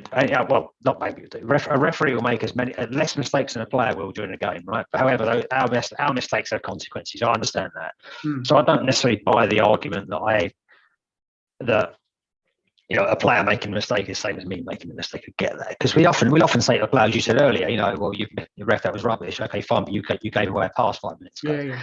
Completely different. Things like that. But it's a completely different consequence. So I don't tend to use that much unless someone's done it loads of times, in which case I really can get on their back. But we do make mistakes. I get that. And there's two things I've made. One is that I don't think necessarily the level of abuse we get for those really is relevant or in context. But secondly, it evens itself out ultimately. And there'll be a phrase I use a lot in a game. Right, because I'll get abuse from both sides during the game, but often they'll disagree with each other over the decision I've given. Right, and that is the perfect example of I say to the players, you can't both be right. Right, because I'll give a free kick or I'll give a penalty, and someone will say, "Ref, that was a stonewall penalty. Thank you very much." The other team will go, "Well, one of you's wrong, aren't they?" You know what I mean? So only one of you, not both of you, because there's only one man can win a 2-man argument. So I'm just trying to say is that these things do go on. It's fine. We have a tolerance level. We deal with it. We manage it. And the higher you go, the more you have to sort of accept and get confidence that they're dealing with. So, look, Mike, I'm not suggesting that referees are infallible. No. Don't make mistakes. It probably sounds like I'm referees. You probably say I'm not at all. I'm not. No, I understand your perspective, though. I understand your perspective, but you're guilty of what everyone does, right? Which is just saying you're going at an example you have where you think you're right. The referee didn't give this penalty; it was rubbish. He didn't give this free kick, right? But again, I'll go back to the point I made earlier. If he was probably 10, 15 yards away, different angle to you, different view to you, and ultimately the only thing he can say to you is, "I gave a different decision because I had a different view," right? And this is a great example of where people don't ask the referees the right question constantly in a game. Anyone listening to this that's involved in football, it's rather than telling a referee he's wrong, ask him what he's seen. Because it may. Is the answer the same? Not necessarily. Not necessarily. But there's no point. I get this every game. There's no point in someone coming up to me and going, "Why is that a foul?" It's a classic. I get it every game. Why is that a foul? Well, I don't know. Maybe because I gave it. Yeah. I mean, I don't know. I just want me to answer that question. But if you say, "What have you seen?" Now I can't get into a debate for 5 minutes during the game. No. I'm not going to give a running commentary, but clearly I'm going to say, I saw so-and-so, your player, trip that player up, and I was 5 yards away, and basically I heard the contact, and therefore I thought it was a foul. He didn't get the ball first, he went through the player, whatever it'll be. That, if you open the question up, you're asking me to explain something rather than just give you a a one word or a point I'll blank tell my answer. boys in the change room on Sunday morning. But it's relevant, right? Because, and also when you say, what have you seen? It calms the question down because you're taking it down a level, right? You're not going to go, "Riff, what have you given there?" It's like, what have you seen there? You know, what have you given that? But it's always about what you've always got to think about. If the referee's 100 yards away, as you say, and he's giving you a penalty, then you've got absolutely every right to basically tell him a new one because that's rubbish, right? But most referees are going to be within 20 yards of play. They're going to be opening the angle up so they can see different bits. They're going to be hearing content that you can't see or hearing things that you can't hear. And that all of a sudden does change it. So when you ask them that question, actually, you're going to get an answer that might surprise you. And if they can't answer it, it tells you they probably will guess it. And then you can get a different perspective, all right? And you can go, yes, you've guessed that, haven't you? And that's cool. But I slightly disagree where, it's only a game of football. To me, I've been football involved all my life, and obviously, it is a game of football. But my whole week is building up every day, whole week, like that. Okay, got to go on Sunday. Well, I came tomorrow, lovely. And it's like Sunday morning, you get players going to the wrong ground. We're at home, they think we're playing away. Where's the players gone? They're at the away ground. What? All that, all this. And you go out there, and you got, excuse my French, you got a crap ref. You got to think, it just kills it instantly. It really does. And when the referee makes, in my opinion, or the player's opinion, and I slightly disagree with you, the referee can lose you a game. I really do believe that. And I know you say about a player might, hit a pass too long or miss a goal or a penalty. I know that. But if it's 0-0 and he makes a decision that's the wrong decision, he has cost you the game. I'm sure he can change the game. Yeah, he changed the game. No, that's the last minute pen. He's like he did the other night. Right? No, but okay, but let's just go back to that thing though, right? You say that there are people that you're right that think that it's more than a game. Across the cul-de-sac from me, the guy's a West Ham nut, right? And that's cool. And he's absolutely nuts for West Ham. I think he would start a fight if I basically mentioned to him after the game West Ham have lost. Don't mention they lost last night, will you? No, but I don't know Spurs lost anyway. So, and he'll probably chip a brick from a window. But the point is that I get that sort of level of emotion does exist, and I don't understand it, right? Because it's not me. It doesn't mean it's right or wrong, but I don't understand it. But there are people, of course, that take it even further, start with fights at football. We'll chuck things at people. No, and actually, they're just, for me, I've got no time for those sort of people. But they bring that into a Sunday morning. I don't understand it. So it's a tough one to sort of try and manage. I had another thought I was going to say, but I forgot about it now. So no. What let's hope. You're right. The abuse, okay. The referees do get from players and supporters, which we said all before, and the coaches as well. So and coaches do get sent off on Grassroots on a Sunday as well. Not me. It's true, not me. But they do get sent off. Normally it's verbal. When I played, I played sort of a high level and I played a low level. I used to get sent off I got sent off for verbal. No late tackles, weren't probably quick enough, but no late tackles, all for verbal. Yeah, I got sent off once for abusive language to referee. Yeah. Did you? Yep. Did you? And we've done it. And yeah, of course we've all listen. But sometimes some of the mums at youth football are worse. They are, I've seen it. They're worse. I had a game. I'm going back a long time now. Under the 11, 10s, where 11 side, so 11 under 11, under 12s, where her boy got fouled. The referees give a free kick for Debden, and the mum's gone on with a shoe chasing the player who committed the foul. His shoe. It's like a 1950s scene. I love that. Yeah, that is, isn't it? Yeah, that is. Honestly, it's a true story. That she have a tea-towel on head as well. Love that. No, you got to laugh. But hopefully, I haven't seen that for a long time, to be quite honest. But I can't see Pep running on with his shoe up and money man. But I was just reminding myself. Sorry, you mentioned earlier about you get your head in your hand and you get a certain referee. By the way, that happens with referees the other way around. What? So for instance, we get on the 22nd every month. We get our fixtures. That's a fantastic point. Yeah, it's a great point. We get fixtures out on the 22nd every month to the following month, so we know what we're doing. And I'll go, they'll get email alert come through, and it says, "Oh no, I'm doing that team again." Yeah.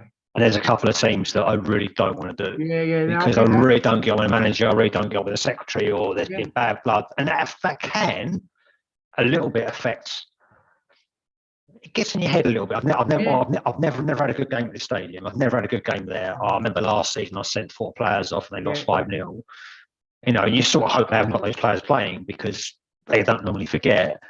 So that happens the other way round, and sometimes it can be a bit of a play with your head a little bit. In your head, yeah. But yes, but we do get exactly the same scenario. So I do occasionally get an email going, "You've got this game," and I go, "Oh." That's an interesting point, actually. Definitely got an injury that game. It's not just us, if you like. It's the referees as well must think, "Oh no," you know. Yeah, exactly. And it can sometimes, I'm not trying to make excuses, but it can sometimes perhaps be a reason why a referee is particularly nasty towards you, right? It could be that he doesn't like Debden because you gave him stick 2 years ago. I don't know. It shouldn't happen because we should, of course, be completely neutral but I think we would have to say that sometimes we are only human, and sometimes you can just let the initial emotion of something go, all right, now I've got it. I'm going to referee the game as I always would. However, I remember these guys from last year and they were right arsey. And often you put that in your pre-match instructions, right? When you're talking to your assistants, it's right. I did these guys last year. The guy on the bench can be a bit of a so-and-so. So basically, if he gives me any stick this year, I want you to get me over there straight away. Do you have the same assistants each game? No. I didn't know if you did this. So obviously the Premiership, actually, I don't think they're always in pairs. They're always in threes, yeah. They're always in teams, yeah. No, we tend to get the same. We tend to get like a common pairing, or maybe 3 or 4 assistants across the season that you'll do maybe 8 or 9 games with. So you can get some camaraderie built up, which is quite cool. But yeah, often we'll get to. Sometimes you're travelling quite a long way. You'll get 2 linos from that jurisdiction. I've been down to Ramsgate this year. I've been down to Hastings, around that way somewhere. And I've had 2 assistants from Sussex. That I understand. Yeah, that I understand. So I want to ask you this question, Paul. So why do you do it? Why do you referee every Saturday? I don't know, actually. I'll keep asking myself that. I mean, I'm getting to a point where I'm pretty close to finishing, to be honest. You've got another 10 years yet. What's the retirement age, 55? I don't know. I mean, we've got refs who are probably nearly 70 on Sunday. And good for them. I don't have a lot of time, to be honest, so it's quite difficult. Why do I do it? So look, I started refereeing when I was 33, 34, so 11, 12 years ago. That's quite late, isn't it? Yeah, and I just dropped down levels. I was rubbish, to be honest. On a Sunday morning, I'd really sort of just pooching around the Sunday morning team, and I wasn't really enjoying it. So, and to be honest with you, at the time, I'm going to be completely open. At the time, I need the money. I just changed jobs. Yeah, right. Okay. I just changed jobs, and it hadn't worked out as well. I wanted to, so I had to go get another job. And then I started doing those 2 games a week on a Sunday just to get myself £70 just to buy the shopping. To be honest, £7, blimey. But back in the day, wasn't it? You could have that as well. But that's completely world away from where I am now. But the point is that you must be proud of yourself. What level you got to? You must. Yeah, no. But as soon as I started doing it, I really enjoyed it, and I found I was good at it. To be honest, there wasn't. I'm not trying to blow my own trumpet because I make mistakes like everyone do. But I wasn't a bad ref. I played the game. I sort of knew where to stand. I sort of knew what I thought a foul was. I sort of understood what the players wanted. And there's little bits of things that you sort of pick up from that experience. So, and I just found myself progress quite quickly. So I was able to get to senior league in only about 3 seasons. And then after 3 years, got promoted to the Isthmian. So, and that's considered quite quick. So that's cool. I'm not going to go any further because I'm not the right demographic, to be honest. I'm too old, too bald for National League and stuff. I mean, it does happen. I'm not suggesting it won't, but it's like any sport. It's a young man's game. Yeah, it is, yeah.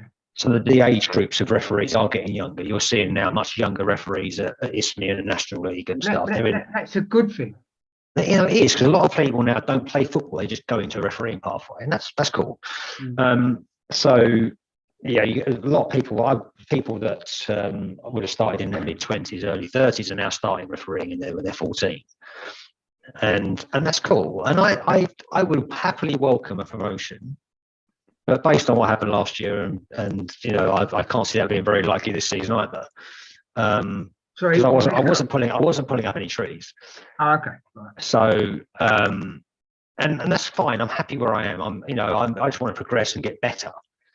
And I've had a good start to this season. Actually, a really strong start to this season. So I'm feeling pretty good. I'm actually doing really well, which is nice. But I'm injured at the moment, so I've hurt myself, and that's another reason why I've been carrying a chronic Achilles injury for about 2.5 years now.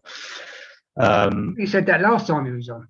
I did, and it hasn't. I mean, I've got better, but I've had surgery on it, and I just need to try and manage it. And I'm expected to do 2 games a week, and my recovery time is three or 4 days. I generally can't walk in the morning the following day, so I'm getting to a point where I even need to minimise what I do, and if I can't do justice to the game, because I need to be the fittest person on the pitch, right? And I'm dealing with people that are semi-professional footballers in their mid-20s to mid-30s.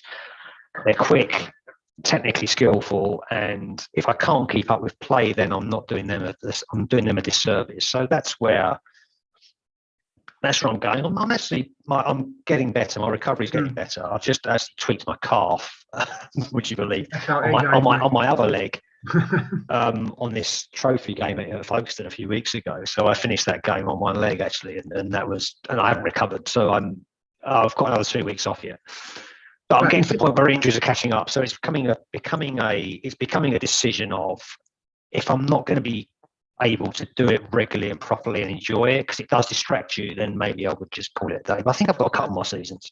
Yeah, you must have. Also, you were saying earlier about are you assessing players now as well?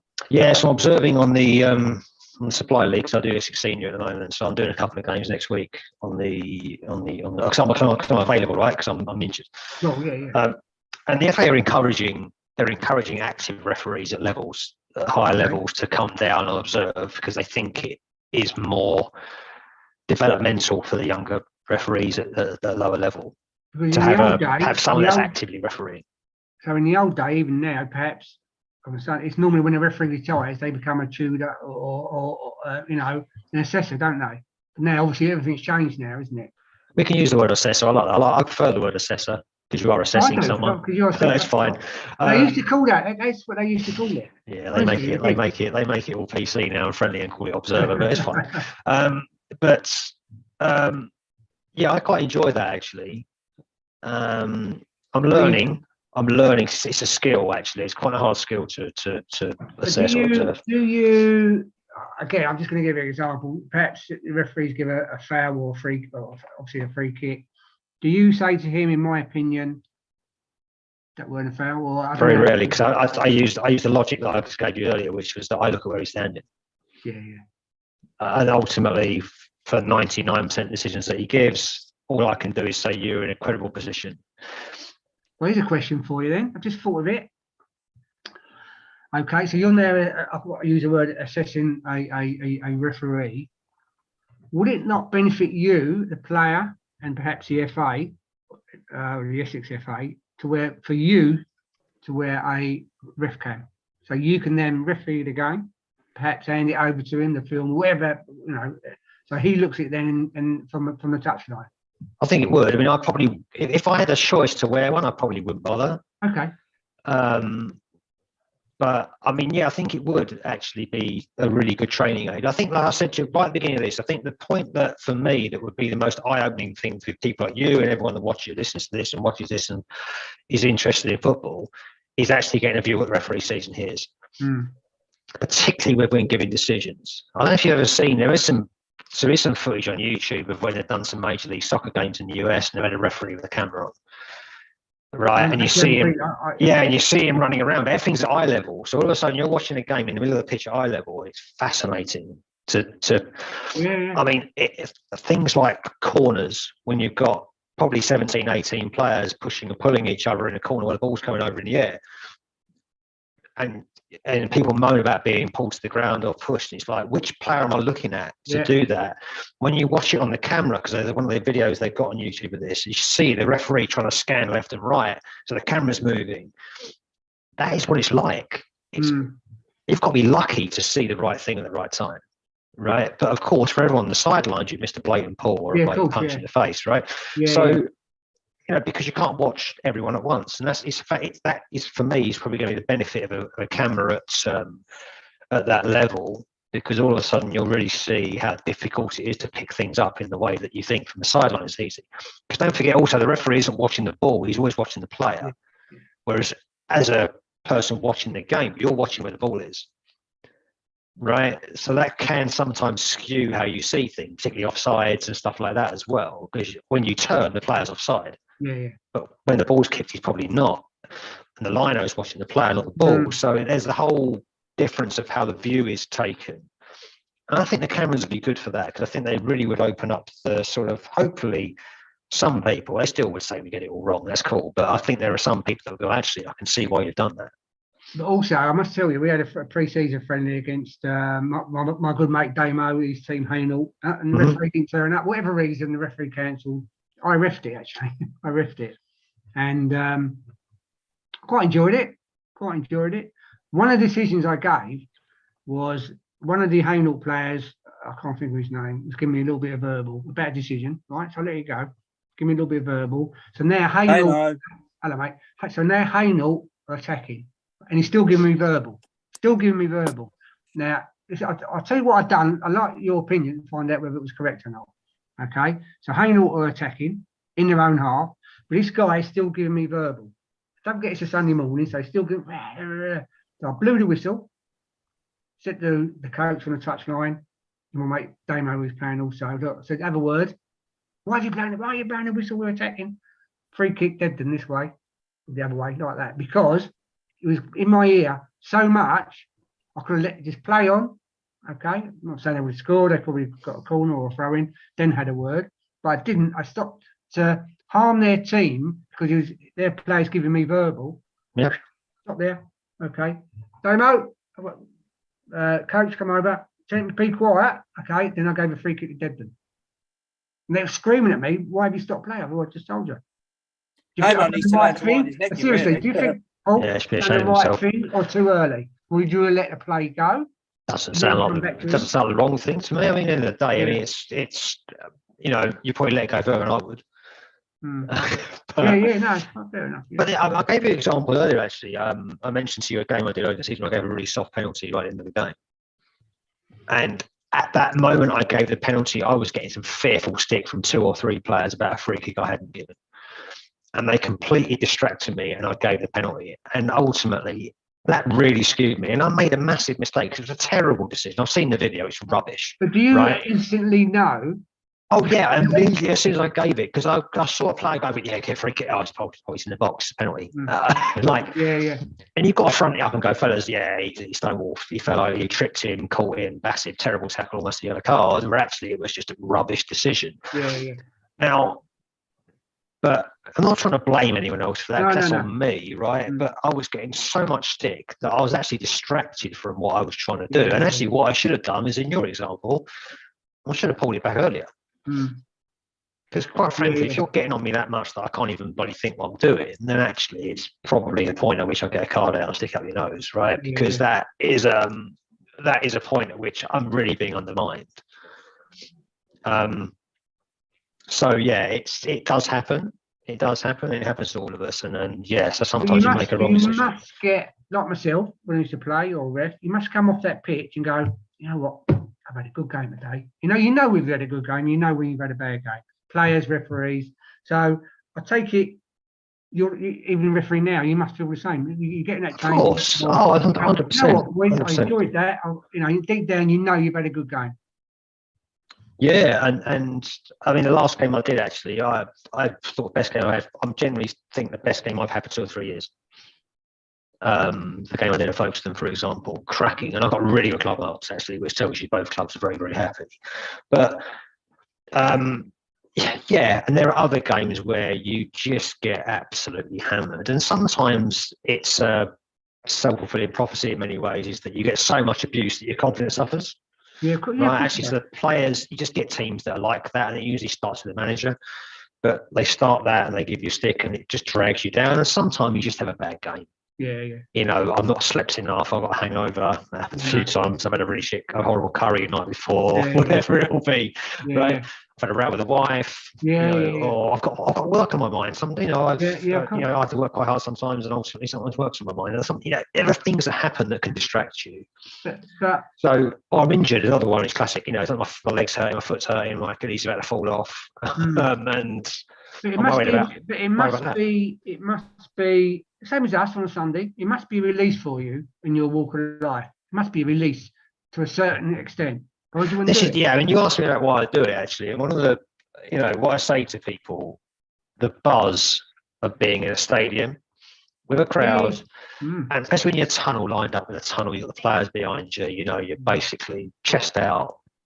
Absolutely love that, and that's a great buzz. And then I think you sort of set the tone for yourself in the first 4 or 5 minutes of a game. I say it's when I'm observing referees. Actually, that's when you make the impression in the tunnel, because you front up to the players, talk to the captains, tell them not to give you any stick during the game.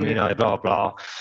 Really get authority levels going, get the buzz for the game, get out there. The first 5 minutes you just kill it, and then it really builds. Whereas sometimes you can get out there in the first 5 minutes and you just make a couple of terrible errors.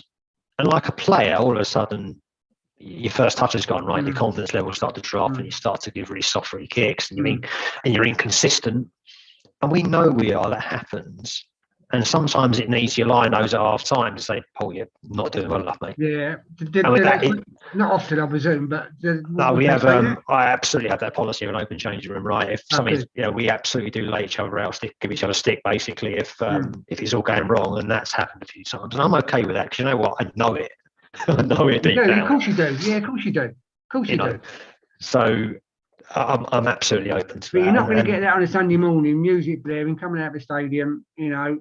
2 teams lined up. Some of the music is terrible, by the way. What are you going to get the referee saying, "Come on, you're late.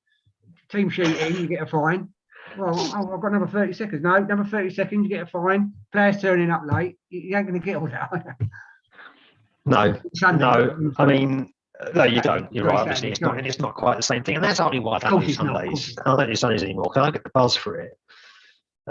In the same way, I feel a bit guilty. I want to try and give more back to the game. And I feel sorry for the league secretaries that have to manage the referees on a Sunday morning. It's probably a thankless job, as you say. You can't always get a referee. And I should do more. I really should. I'm just at a point In what respect? Well, I should do a couple more games, really, shouldn't I? I mean, there are guys that have helped me in my refereeing career that are, that have given me decent games on a Sunday or helped me with cup appointments in the past, and I've helped them out for a couple of years, and I always feel like I should give more back. Yeah. And I'm just physically at the moment incapable of doing that. But I feel bad for that. But you are giving something back by assessing that other referees. Yeah, of course. But that just feels like that just feels like part and parcel of the job, really. So I don't. But yes, I think I want to get into. I probably want to get into mentoring. I think it would be good, maybe to get a young ref and help them build their confidence. Might be a good way of doing it on a Sunday. I enjoy. I do still enjoy it. You got to. Irrespective of the people on the sidelines and in the middle of the pitch, right? It when it goes right, it's just the best thing. It's the best feeling. Of course, yeah. And probably the one game in 4 where it goes really wrong and you just want to just punch the wall because you made a mistake. What level are you, Paul? What level refereeing level? Well, I'm level 3, so I referee step 3 and 4. So I referee Isthmian, Southern League, that sort of stuff. I bet it's very quick. Is it quick? Physical? Play, the play? Yeah, that's what I'm saying. I think if you had a body cam on, that would be a surprise to a lot of people what you see and do in the middle of the thing. They're skillful players, right? They're guys that have, probably a lot of them have come from Football League academies or, in the past. Yeah, these are guys, some of them are getting a few quid for playing and, maybe they're probably National League level or some of them still, but they don't want to commit the time. So there's some good footballers in there. Yeah, I will believe it, yeah. I will believe it. I certainly have to, especially the Essex, I've said this before, the Essex Senior League and the referees, by the way, they're working full time and, perhaps you live in, quite away from, you've got to go to Southend for the night to play a match, you're not going to get home till 1 o'clock in the morning. I think the thing for everyone needs to really try and get in their head is the referee will make mistakes every game. The secret is, one, do they learn from it during the game and learn it quickly, or do they dare to take it into the next game? And secondly, are they consistent? If they're consistently bad, at least they're doing it for both teams. You know, I'm not making excuses because it happens, but the point is that people do make mistakes in the same way a player does. Not so again, it's not in the same level of consequence, Yeah. but in every walk of life, you will get things wrong, or you will think someone else has got something wrong. And ultimately, while you're entitled to your opinion, it doesn't make it facts. And sometimes we just need to accept that things don't go our way. Well, it's like let's go to the VAR in the Premiership, or we can all see a decision. Just say I'm just saying it's handball, and the referee's gone to the VAR. They spoke to the guy upstairs, blah blah blah. Not a penalty, right? Now you've got 50,000 people, everyone at home thinking. They need to start communicating the talk. Yeah. Right, because I still have to do fourth official stuff on National League Prep football, right? And we're mic'd up with the referee and the two assistants, so you can hear the comms that go on. And I think if people could hear that on the TV in particular, because I think it's difficult to understand, but in the TV, if you could hear the level of comms and then you hear the VAR coming in and explaining stuff, I think it would make it so much better, and it would make the delay seem quicker. Yeah, of course he does. I mean, the problem is you get silence for like 30 seconds while they're obviously having a conflag on the mic. And I think if people could hear it, I think it would make it would change their point of view a little bit. Some of the decisions are rubbish, right? I'm not going to dispense some of the decisions, right? No. Because I don't understand how some of these decisions get given. However, if someone explained it to me by saying what they've seen, what they've done, then I think it would be beneficial for everybody. Again, there might have been a US game or Australian games on Twitter today, actually. I saw the Aussie one today. Yeah, exactly. With the red card, where he kicks him in the face, isn't it? Perfect. Yeah, great, wasn't it? Ref gave a yellow and a red, didn't he? But then he said it was a free kick, and it turned out it was a penalty and a straight red. Perfect. They explained it. It took, 40 seconds? Yeah.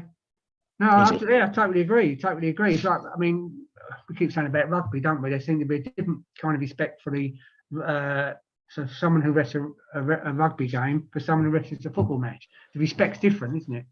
I think the other thing to consider when you look at VAR and say, okay, why would hearing things make it different? Is because there's no sport in the world where the participants, the managers, the spectators, the pundits don't know the laws. It is carnage. The number of people that don't know the laws of the game, right?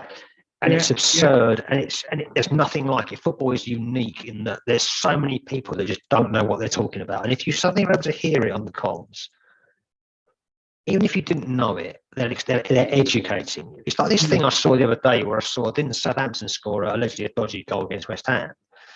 And they're saying it's a foul throw. I see it. Right? I see it. That's Walker Peters. Yeah, I see it. Yeah. It's not a foul throw, is it? Because when his foot's on the line, as long as part of both feet are behind the line or on the line, it's not a foul throw. Down then, so he can right? But the number of people that have gone, what's foul throw? It's not. And it's just not. That was my first reaction when I see it match of the day, whatever program. That's foul throw. First thing I said. And this is a problem in football. It's a problem personally at my level, but it's a problem at Sunday morning, and it's a problem everywhere. Is that people don't understand the laws of the game that they're playing to, right? I mean, the drop ball's a classic. People still think you can test a drop ball. It's been 3 years, right? And I still get this at Isthmian level. It's like, oh, ref, we'll kick it back to him. It's like, no, it ain't your ball, mate. It's theirs. Yeah. What do you mean? It's like, I said to somebody the other way, have you been under a rock or something? Like, what have you been doing? Have you not played football ever before? It's like, it's nuts. It's a drop ball to them because that's been the law for 3 years. And there's things like that where we just need to start seeing people educate themselves a bit more. Because again, a lot of the time, actually, there's a fair point, Mike, a lot of time we'll get a load of abuse for stuff that is absolutely spot on in law. And as my old friend Craig used to say to me, there's nothing more credible than being correct in law, right? That's true. If you're right in law, then that's that, right? And in court, Can I just ask something though, Paul? Oh, hello, here he is, yeah. Do you know what? No, I'll be honest with you, I've just been listening to you two talk. Literally, it's been so entertaining. Well, we've got a new show coming out now, the Paul Martin show. That's a bit of an insult to the former Romford manager, isn't it? Yeah. Oh right, yeah. What's your question, Adam? Go far away. Yeah. No, what it is, obviously, and I'm not picking on them because it's them down the M27, right? Yeah. Now, obviously, there's some talk in that game. A couple of things I want to bring up here with you, Paul. There was talk in that game. Obviously, you mentioned there about the foul throw.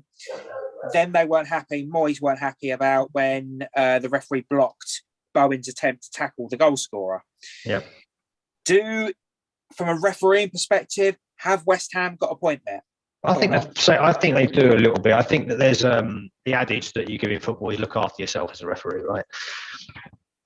And how you assess that is ultimately you're saying, look, I'm not going to put myself in a position where I can open myself up to a load of verbal or other criticism for a goal that's been scored or something that's happened. So you'll often see this with a referee who'll give a very soft defensive free kick, right? He wouldn't normally give it on the halfway line, but back on that, it's nothing foul. Everyone knows, but the referee gives it anyway because the last thing he wants is a goal to be scored from a controversy. Yeah. And I think that's a classic example where in this, I think the referee's got in the way. Technically, in law, he hasn't changed possession. Right, so he hasn't got to stop play, but I think the sensible thing to do would be to say, you know what, I'll stop play there. Again, I don't know what comms are going on between the ref maybe asking the full official or the lino, have I got in the way there? He doesn't know because he might not be looking. So I don't know what's happened, but yeah, I think in that scenario, Adam, I think you would probably play safe and look after yourself and just get the drop ball. And what about the one last night where before West Ham took the penalty, apparently Van Dijk scuffed the penalty area. Yeah, yellow card. And it frustrates the hell out of me why they ignored that. Because perhaps the referee didn't. The VAR would have saw it, well, VAR won't get involved because it's not a match-changing incident, but the assistant would have seen it. 100%. Yeah, well, I thought so, yeah. I booked a guy for that for the first time ever in my career a couple of weeks ago. Did you? Yeah. But he's a match-changing incident, though, in my opinion. No, he missed it. No, but in my opinion, it's a match-changing incident because that it could have an effect on the it's annoying. I found it. I saw it live because you could see it in the background him doing it. He's walking around with his hands behind his back, which is always a giveaway he's doing something wrong. Because no one walks that way, do they normally? I don't know what he's intending to do, but ultimately the player missed the penalty, right? So you could argue he may well have contributed to that. Who knows? But I don't think he's. I mean, he sort of telegraphed it, didn't he? He didn't do a pirouette. The guy I done a few weeks ago for it did a pirouette on the penalty spot. Oh right, okay. He made it obvious to everybody, and he basically scuffed it up really badly, and it was a caution. But the guy didn't miss the penalty, so he could say he's taken off the team. What about? I mean, I now and then I used to play in goal for the Vets, and what I used to do when no one was looking, because I'm not a goalkeeper, I used to get my studs and obviously do a line on each edge. So obviously you've got a 6-yard box, do a line on the right hand side, line in the middle, and a line on the left hand side, so I know where I am when I'm in goal. What does law say about that, mine? I would say, and I just quickly looked that up. I would say that it's an offence that he shouldn't have committed. It's a yellow card offence. Yeah. Unauthorised marks. Yeah, boring. I'm very boring. No, it's right though. That's right. I mean, but that helps me because I know where I'm in the penalty, but in the 6-yard box. I get it. That's what I feel. Yeah, I'll see it done. But it's an offence. Yeah. If I yellow carded you for that, I'd get so much abuse from people. Yeah, right. But I'm right. So technically, you're right, but you can't. But they're there, aren't they? But I'll take the card and I know it's been a bit officious. Fill them up. Most referees are just, I haven't seen that. Just carry on, right? Because no. I've just got a message. Actually, it's about the FA Cup. If you don't mind going back to the FA Cup, what we started with. John Mills, their veteran down at Debden, just texted me to say that he's a Derby supporter, right?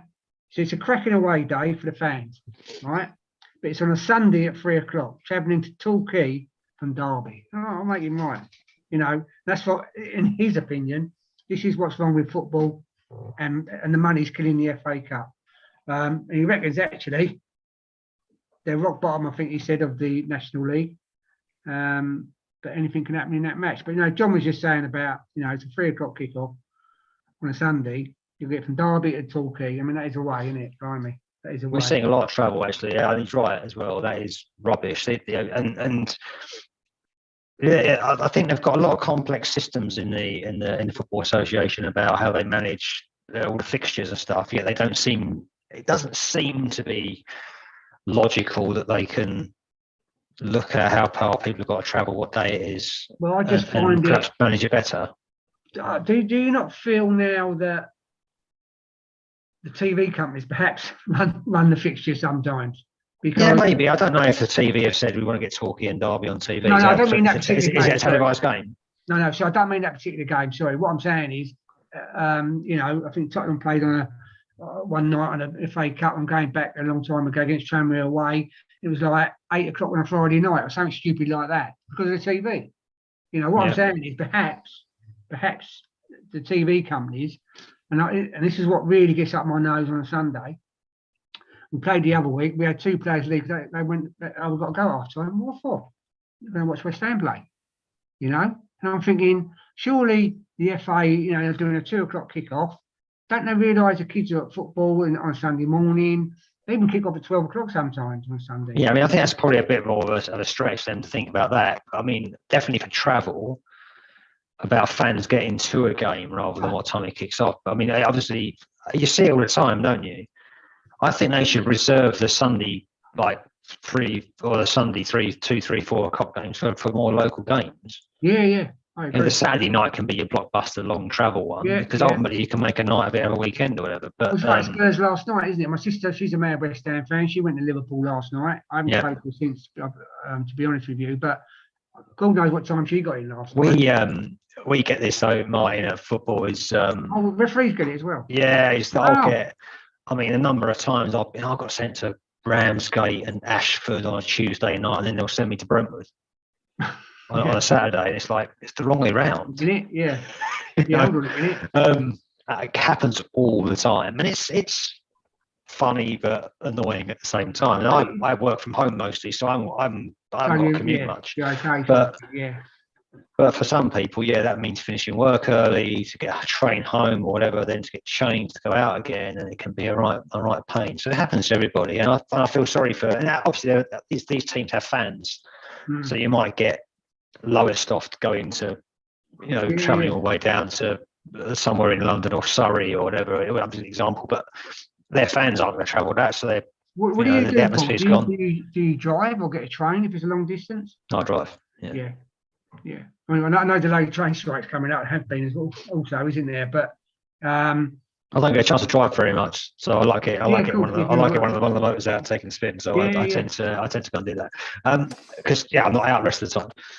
So obviously going back to your, I'm just going back to your, so when you're refereeing, has a linesman ever overruled you? No, I can't overrule you. So if you go over to the linesman or assistant, I don't know what they call them these days. Okay. I see you mean. Right. Okay. Yes, that has happened before. So how do you feel? Do you feel shit? Oh, sorry, I shouldn't say that word, but oh damn, it's like I've got it wrong. Or arrogance is one of the worst things, one of the worst emotions in football, and it's terrible when it afflicts people. And arrogance is like being unwilling to change your mind. I did a game at Canby a couple of years ago where player was clean through, lobbed it over the goalkeeper, and the goalkeeper came out and blocked it, and I sent the goalkeeper off because I thought he'd handballed it. All right. Why wouldn't you go to the linesman? Well, because my instinct was bang, decision, free kick, red card out, thank you very much, off you go. And the goalkeeper's going, hit me in the face. He had his arms up, so he was trying to stop with his hands, but hit him in the face. And I just didn't have a great view, and everyone's appealing for it, and I gave the red card. Lino just buzzed me, my arm buzzer's going off. So he's telling me I've got something to talk to him about. I go and talk to him, and he's hit him in the face. Oh, really? Now, what do I do there? I've got 2 options. I either front it up and go, now off you go. You can't do that, surely. Or do I do the right thing for the game, which is admit my mistake, cancel the red card, get the goalkeeper back on, and ultimately, just restart play with a drop ball, which I had to do. And that's what I did. So yes, that does happen, but for me, that's the right outcome. Of course it is, yeah. I look like an idiot, right? And I had the manager for the other team that were affected by the red card not being given against them, going nuts, saying you've got to stick with your decision, blah, blah, blah. And you can't win. And that's fine. But I understand his anger. That's fine. I can deal with that. But, So I mean, it happens in VAR all the time now, isn't it? You know, they go to the monitor 9 times out of 10, they will give a penalty or whatever, decision. Because when they get called to the monitor at VAR, you know it's going to be a penalty. You know it's going to be a pen. Yeah, it shouldn't be that way, should it? No, it shouldn't. No, not at all. But No. are they getting in their ear saying, "Look, that's a pen. Have a look." I don't know. Again, but if it was on loudspeaker, so everyone could hear, that would be, as you said earlier, that would be fantastic. Well, assistant referees, to answer your question directly, though, they are there to support the referee, right? They're there to assist. But I don't like the phrase, people say, you're there to assist, not insist. Well, actually, you're there to help me out. Ultimately, you're there to referee the game with me. You've got a better angle, better view, and they're sometimes in a corner that I'm not going to go into, which is cool, so they can give me decisions on that side. And ultimately, they're there to bail you out of trouble if you make a complete howler. As a team, I haven't got a VAR, I haven't got a full official, but if I've got a team around me that I know are going to tell me that I've got something wrong and get me out of trouble, 100%. Right. The only thing we say to our assistants in a pre-match about penalties is like, if I give a penalty and you think it's completely rubbish, tell me at half time, tell me at full time, because that's much more opinion based. Oh, right? Really? Yeah, that's more opinion based. Where I give you an example of the red card. The red card is actually much more factual, right? Because ultimately it's hit him in the face. You've seen it, they've all seen it, and ultimately I can tell I've got that wrong. Yeah. But if it's going to be a penalty, then ultimately don't get involved. Tell me at half time, full time, it's an opinion about whether I've got something wrong or not. Well, that's interesting to know, yeah. Yeah, and again, this is something that people need to be aware of. Is sometimes you wonder why a referee or an assistant referee makes a decision they make. It's often going to be from the instructions the referee has given them. Yeah. Because not everyone does it the same way, right? Not every referee does it the same way. Some referees want the assistants to give more free kicks. Sometimes they don't want to give any free kicks. Sometimes they want you just to flag offsides really quickly. Sometimes it's do it slower. You know, there's levels of involvement that you will ask your assistants to give. I ask my assistants to referee the game with me. I ask them to do exactly what I say to them. I want you to do what you want me to do, effectively. But those instructions, you don't know from the sidelines or in the stand actually what the referee has said to the assistant. So again, this is what I said to you. I gave up lining last year because I got so much stick, and half the time it's because the referee's instructions were don't get involved. Yeah. So you get now from the stand. Lino, you saw that. Yeah, why aren't you doing that? Why aren't you? You can't turn around and go, well, the referee told me not to do it, so sorry, I'm not doing it. It's like, where'd you go? So that does happen. So that may, again, that Liverpool example, right? For all we know, the assistant referee's seen that, and the referee said, keep your flag down. Right? We don't know the comms that's gone on. So there's lots of things, lots of nuances in the game. But then we got on a Sunday morning, you got a referee who will say to the linesman, be fine, leave free kicks to me. We have to do that on a Sunday morning with neutral. Of course. But what my point is when the game's going and the linesman flags, some referees will just go to the linesman all the time. Yeah, offside. No, just go with him all the time. Well, the view is that he's gone with the line, but he may have given the free kick anyway. Rightly or wrongly. He may have given the free kick anyway. Pardon? It may have been given the free kick anyway. Often the assistant will give the free kick before you give the chance to hit the whistle, right? So sometimes it looks like they've given the decision before you, which is fine. Okay. But it doesn't always mean that the referee wouldn't have given it anyway. Because with club assistants, you're always going to say, look, all I want is ball and out of play and offsides. Right? I don't want free kicks. You're right, yeah. But no matter how many times you tell them that. Can I just come in here? Obviously, evening to Barry Fitzgerald and Rob Parker from the Essex Alliance League. Thank you very much for watching. I don't know if you covered this, but Rob's got a question for you, Paul. Okay. It's common to see a video clip posted online at a weekend showing supposedly poor refereeing decisions. Could we see referees turning the tables and posting their own videos of in-match incidents from body cams? Well, that's what I made the point to Martin earlier, wasn't it? Is I think you're going to see over the next year videos all over the place on Twitter and on YouTube and what have you of referees posting their footage. And I said to Martin, I think that's going to be a good thing. It's educational, right? I think that's going to be cool to see the different view. And it'd be great if you've got, I think that the coup de grace is going to be, am I going to get a view from the sideline? And am I going to get the same view from the referee? And am I going to see two completely different things? Because that would be really fascinating to see that. Yeah, but then you've got the other hand. See, I'm going. You're still on this. You still on body cameras, aren't you, Martin? You're still on it. No. Listen, if it goes, if it goes ahead, well, obviously it's going ahead, and it works. Fantastic. I'm absolutely delighted. I'll be delighted. I just think sometimes, and it's only my opinion. Okay, I just think sometimes what it might happen is that the referee performance might be for the worse or for the good, which is great, or for the worst. That's my opinion. That's my opinion. I think we'll see a lot of footage coming out. Yeah, I think maybe so. I'll buy a body cam, Martin, and I'll come post over my and footage. look I'll at get my. I've got a YouTube channel with no viewers, so maybe I'll. Have you? Yeah, I'll just plug it, mate. Plug it. There's nothing on it. Oh, there's nothing on it. It's like Damo's wallet, we know. Yeah, but yeah. I'm looking forward to it. For the grassroots, I'm looking forward to it, but I don't know how it's going to affect the referee's performance. I don't know. It needs to change, Martin. Right? Yeah, it doesn't matter. It doesn't matter if you or I agree on body cams, right? It needs to change. There's too many referees that are getting too much abuse, particularly younger kids.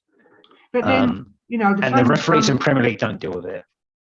And it filters down. That's my point. Right. I made the point a number of years ago on a Twitter post that millions of people watched Jordan Henderson give the told the lino to F off in full view of a camera in the Charity Shield game because the lino gave a throw in a different direction the way he wanted on the halfway line. All right, and that for me was just epitomises football at the elite level. Is the proliferation of entitlement and poor behaviour to officials, and it drags itself down. Of course it does. Yeah, of course it does. We said about it at the beginning about the Liverpool manager Klopp the other night. And as soon as I see that, I thought. No. I wasn't surprised. I see it every week, well, not every week, obviously, but I see it a few weeks, every now and then. And yeah. Have you ever after like full time, and yourself and the two lino assistants are sort of walking off? Have you ever had a manager approach you? Yes, a decision or your performance, or probably a decision really? Have they actually gone on the field of play after the? They'll get a lot of time have to walk across the pitch, right, to get to the other side. It's the worst ones. Because sometimes they try a lot of grounds. I hate this when they do that. Like Fulham, isn't it? I think Fulham is the dugouts to the other side of the pitch, so you've got to walk across anyway. Most managers will come and share their opinions with you after the game. There are some good ones, some bad ones. So I sometimes get a bit of stick. But you can still mind that. Yeah, but you can still issue a red card, can't you? If necessary. But I can give a shout to a couple of managers, like Jim Cooper was great when he was at Grays, for example. I saw Darren Manning's back at Basildon now. Yeah. Darren's a great guy, right? Because he's honestly a horrible man on the sidelines. But you know what? He shakes your hand after the game and he'll chat to you afterwards in the change rooms. And that for me is actually how the game should be played. Yeah. Yeah, I'm not infallible. He's not infallible, and ultimately we can all agree we've got different views, blah blah blah. But we can have a chat about it after the game. It never goes too far that it becomes a problem, right? I'm absolutely open to someone telling me what they think I've done wrong after the game and giving me an opinion on it. And as long as I can have my right to reply, I'm cool. And I don't mind that. And Jim was really good when he was at Grays because he would give you a fearful abuse, but he was still come in afterwards and have a chat with you. Yeah. But also, what I do, it's only me, whether the referee's been good, bad, average, whatever it is on a Sunday morning at Grassroots, and you can ask anybody, I'll always go up to the referee and shake his hand. I've always done that. I'm just saying I've always done. Whether I think it's been crap is a different matter. Or it's been good. No, seriously. I'll always shake his hand and say thanks. Yeah, exactly. A lot of it is posturing. A lot of people try and do it to. What does that mean? What does that mean? Well, they try and do it for show, right? To show I'm angry, the referee or whatever, to make a situation or distract. No, I mean for giving the referee abuse. But actually, what you want to do is shake his hand and say, "Ref, I didn't think you had a good game today. Yeah. Can I come and talk to you?" Right. Okay. Stop there, Paul. Whoa. Right. If I say that to some certain ref, the old yellow card will come out. Well, they're idiots then. That's my point. Why? If you literally said that, No, I've never said that. If you literally say, I didn't think you had a good game today, and they get a yellow card out, I would say that's a little bit officious. Bit hard. More than a bit officious, yeah. Yeah. No, But look, we can all be nice. Adam, to wrap this up for you, I think, look, we can all be nice to each you other. know what, Paul? We've been speaking, and Adam's obviously been listening. We've been speaking, me and you, for 2 hours non-stop. It feels like a lifetime. You know what? Absolute pleasure, mine. Look, end of the day. You know what? Mrs. B starts talking to me tonight. I'll have to fall asleep because I've got some IKEA furniture to build in a minute as well, so my night isn't finished yet. But it's about opinions, right? You and I are exchanging. You and I disagree on a few things, and that's fine because ultimately, of course, it's about getting a viewpoint out there. And I'm here to defend the referees ultimately because I think a lot of the time they get unnecessary abuse for stuff that doesn't deserve it, and it's about context. Yeah. No. Listen, I loved it. It's been fascinating. I really enjoyed having a chat, in all aspects of refereeing today. And I really enjoyed the conversation with you, Paul. Thanks very much. Absolute pleasure. I don't know where Adam's gone. Is he gone trying to look for a Portsmouth trophy or something like that? I don't know where he's gone. For 3 points? No. He's gone to buy tickets to the Hereford game. Gone buy tickets here online. No, honestly, Paul, it's been absolutely fantastic. I really enjoyed the conversation with you. Maybe I'll come down to Debden and do a game, Martin. I did referee you guys a few times. So yeah, I'll be on a touchline. I'll be like that. I'll plaster over my mouth like that. I won't run on the pitch for anything like that. I'll probably put a gimp mask on to really shut you up. But yeah. Not that I've got one, but no. But no. But I would love to. Friendly, just to run around a little bit, you get fit, just come back. Yeah, listen, we enjoy good refs coming down our place, and we look after them. As I say, always shake hands after the game. Always shake hands after the game. We've got beat 6-0 or 1-6-0. Whether I think they're good or bad, it's different. I will always shake their hand. That's true. And rightly so. We're all friends here. You're Ed. Yes, I'm okay, thank you. And you know what? I think I've been so entertained by this. I just turned the camera off and just laid here and chilled because I thought it's so blooming, great listening to you two and the healthy debate. This is how it should be. Hold on, I've got Gary. I really enjoyed it. Got Gary. What, Gal? No, we don't want to come on your show, me and Paul. No, thank you. Brilliant, absolutely. Brilliant. No, as I said earlier, I really enjoyed the conversation with Paul and all aspects of refereeing, which is fantastic. Absolutely. This is how free speech and free debate should be.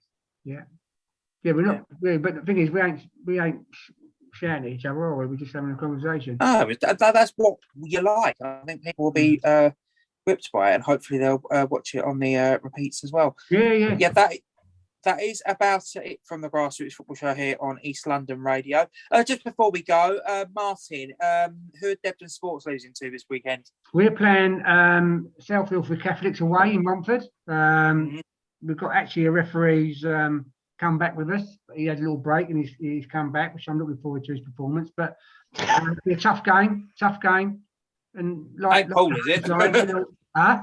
Ain't Paul, is it? I feel sorry for him, whoever it is. Even my wife's laughing at that, Paul. I'm actually quite good on the touchline. I'm mellowed. Sounds it. Yeah. Get Mrs. B on the touchline. God, blimey, no thanks. Last time she was on the touchline, I forgot to put a sub on. She come around and got me by the ear and said, "Put that sub on." I went, "Oh yeah." No, go on. Yeah. So, and how did you get on last week? We had no game last week. Week before that, I played against Flamingo. We drew 1-1. My old mate Chris, the manager there. Really entertaining game. And as we pulled out the changing rooms, as we got in the car and pulled out the car park, Chris went, "Oh, it's bloody early Christmas, isn't it? Christmas presents. What are you talking about?" So we should have beat you. I said, "Yeah, but it's all about putting the ball in the back of the net, Chris. I'll see you later, mate." No, enjoying it. True. Okay. All right. Well, as I say, thanks very much, Martin. Paul, thank you very much for being here. And we'll have you obviously again later in the season. We like to do these referees. When his injury heals. Yes, definitely. You can tell us about everything. I might even see you at a game because obviously we're covering Step 4 in the Southern League. I might see you soon. Yeah, you never know. Give him a British stick, Ed. Well, to be fair, we do have a couple of a few Essex referees that do our games. We have done recently. Ever since I moaned about that the referees' fees were getting ridiculously expensive, and I said, "Come on, give us clubs a chance for God's sake." Yeah. I'm only in Shenfield, and I'm not far away from you. I can I always come over. I know that, but a few weeks ago, I did actually say to them, look, these fees are getting ridiculous. You're sending referees from because after 9 o'clock, I say the arse end of nowhere. We had a referee come from Swindon the other week, and and then I complained about it to the league. And Paul will tell you that's what you get a step 3 and 4. Yeah, Paul mentioned that earlier. Yeah.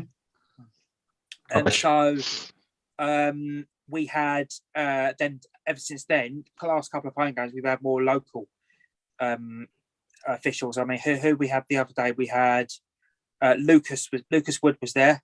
A couple of others, a couple of local Essex ones, which was good. Reece Pinch back as well. So Big Reece, cool. Yeah, well, hopefully I'll get down to see you at some stage. It'll be a pleasure. Definitely. Yeah, definitely. And shout out to all the referees, because obviously without them there'd be no. Yeah. And it'd be interesting to see people's. And also, we did try to get get a female referee on the show tonight. Unfortunately, we didn't get any takers. I assume I can't say I assume, due to obviously things that might be circulating from social media. Can understand if they didn't feel comfortable talking about it, which is fair enough. But it'd be interesting to get female officials' views on this as well, because how's this going to affect them and in the women's game as well? Because obviously women referees are subjected to all sorts of abuse. So I'd be interested. I disagree with that. But I disagree with that. I think they get off lightly compared with the men. No, I do. That's my view. If a woman referee is refereeing a game, I don't know why. I sort of go back a little bit. That's just me. Yeah, I say that's why I wanted to do that, because obviously I wanted to get both sides of the argument, both. Okay. Yeah, my apple pie and ice cream, I think, is melting. Okay. All right, Ian. Thank you very much as per usual. You're welcome. Thanks, Ian. Thank you, mate. Totally. We'll see you on GFS next week. For the radio listeners, good night. Stay on board. Thanks, guys. Thanks, everybody. Good night, everybody. Thanks very much. Stay on there a minute, Paul. Viewers, Paul, just stay there a minute. What? Just stay there a minute. All right. Thanks, guys. Thank you, Ian. Bye. Night. Bye. Right, good night. Boys, can I have a photo for the Twitter? Is that okay? Because I didn't have a chance to get a photo. Talking so much. Of course. Are you going to like that, Ed? You all right? Yeah? Yeah, feel free to send it to me afterwards, please. Yeah. Yeah, it'll be a fee, obviously. It's got his... Can't put your bit with it. Oh, it's blanked out. Oh, it's all right. There you go. Yeah, it's all blanked out. There you go. I'll get my camera. Hold on. I'm quite ready. Hold on. Right, ready?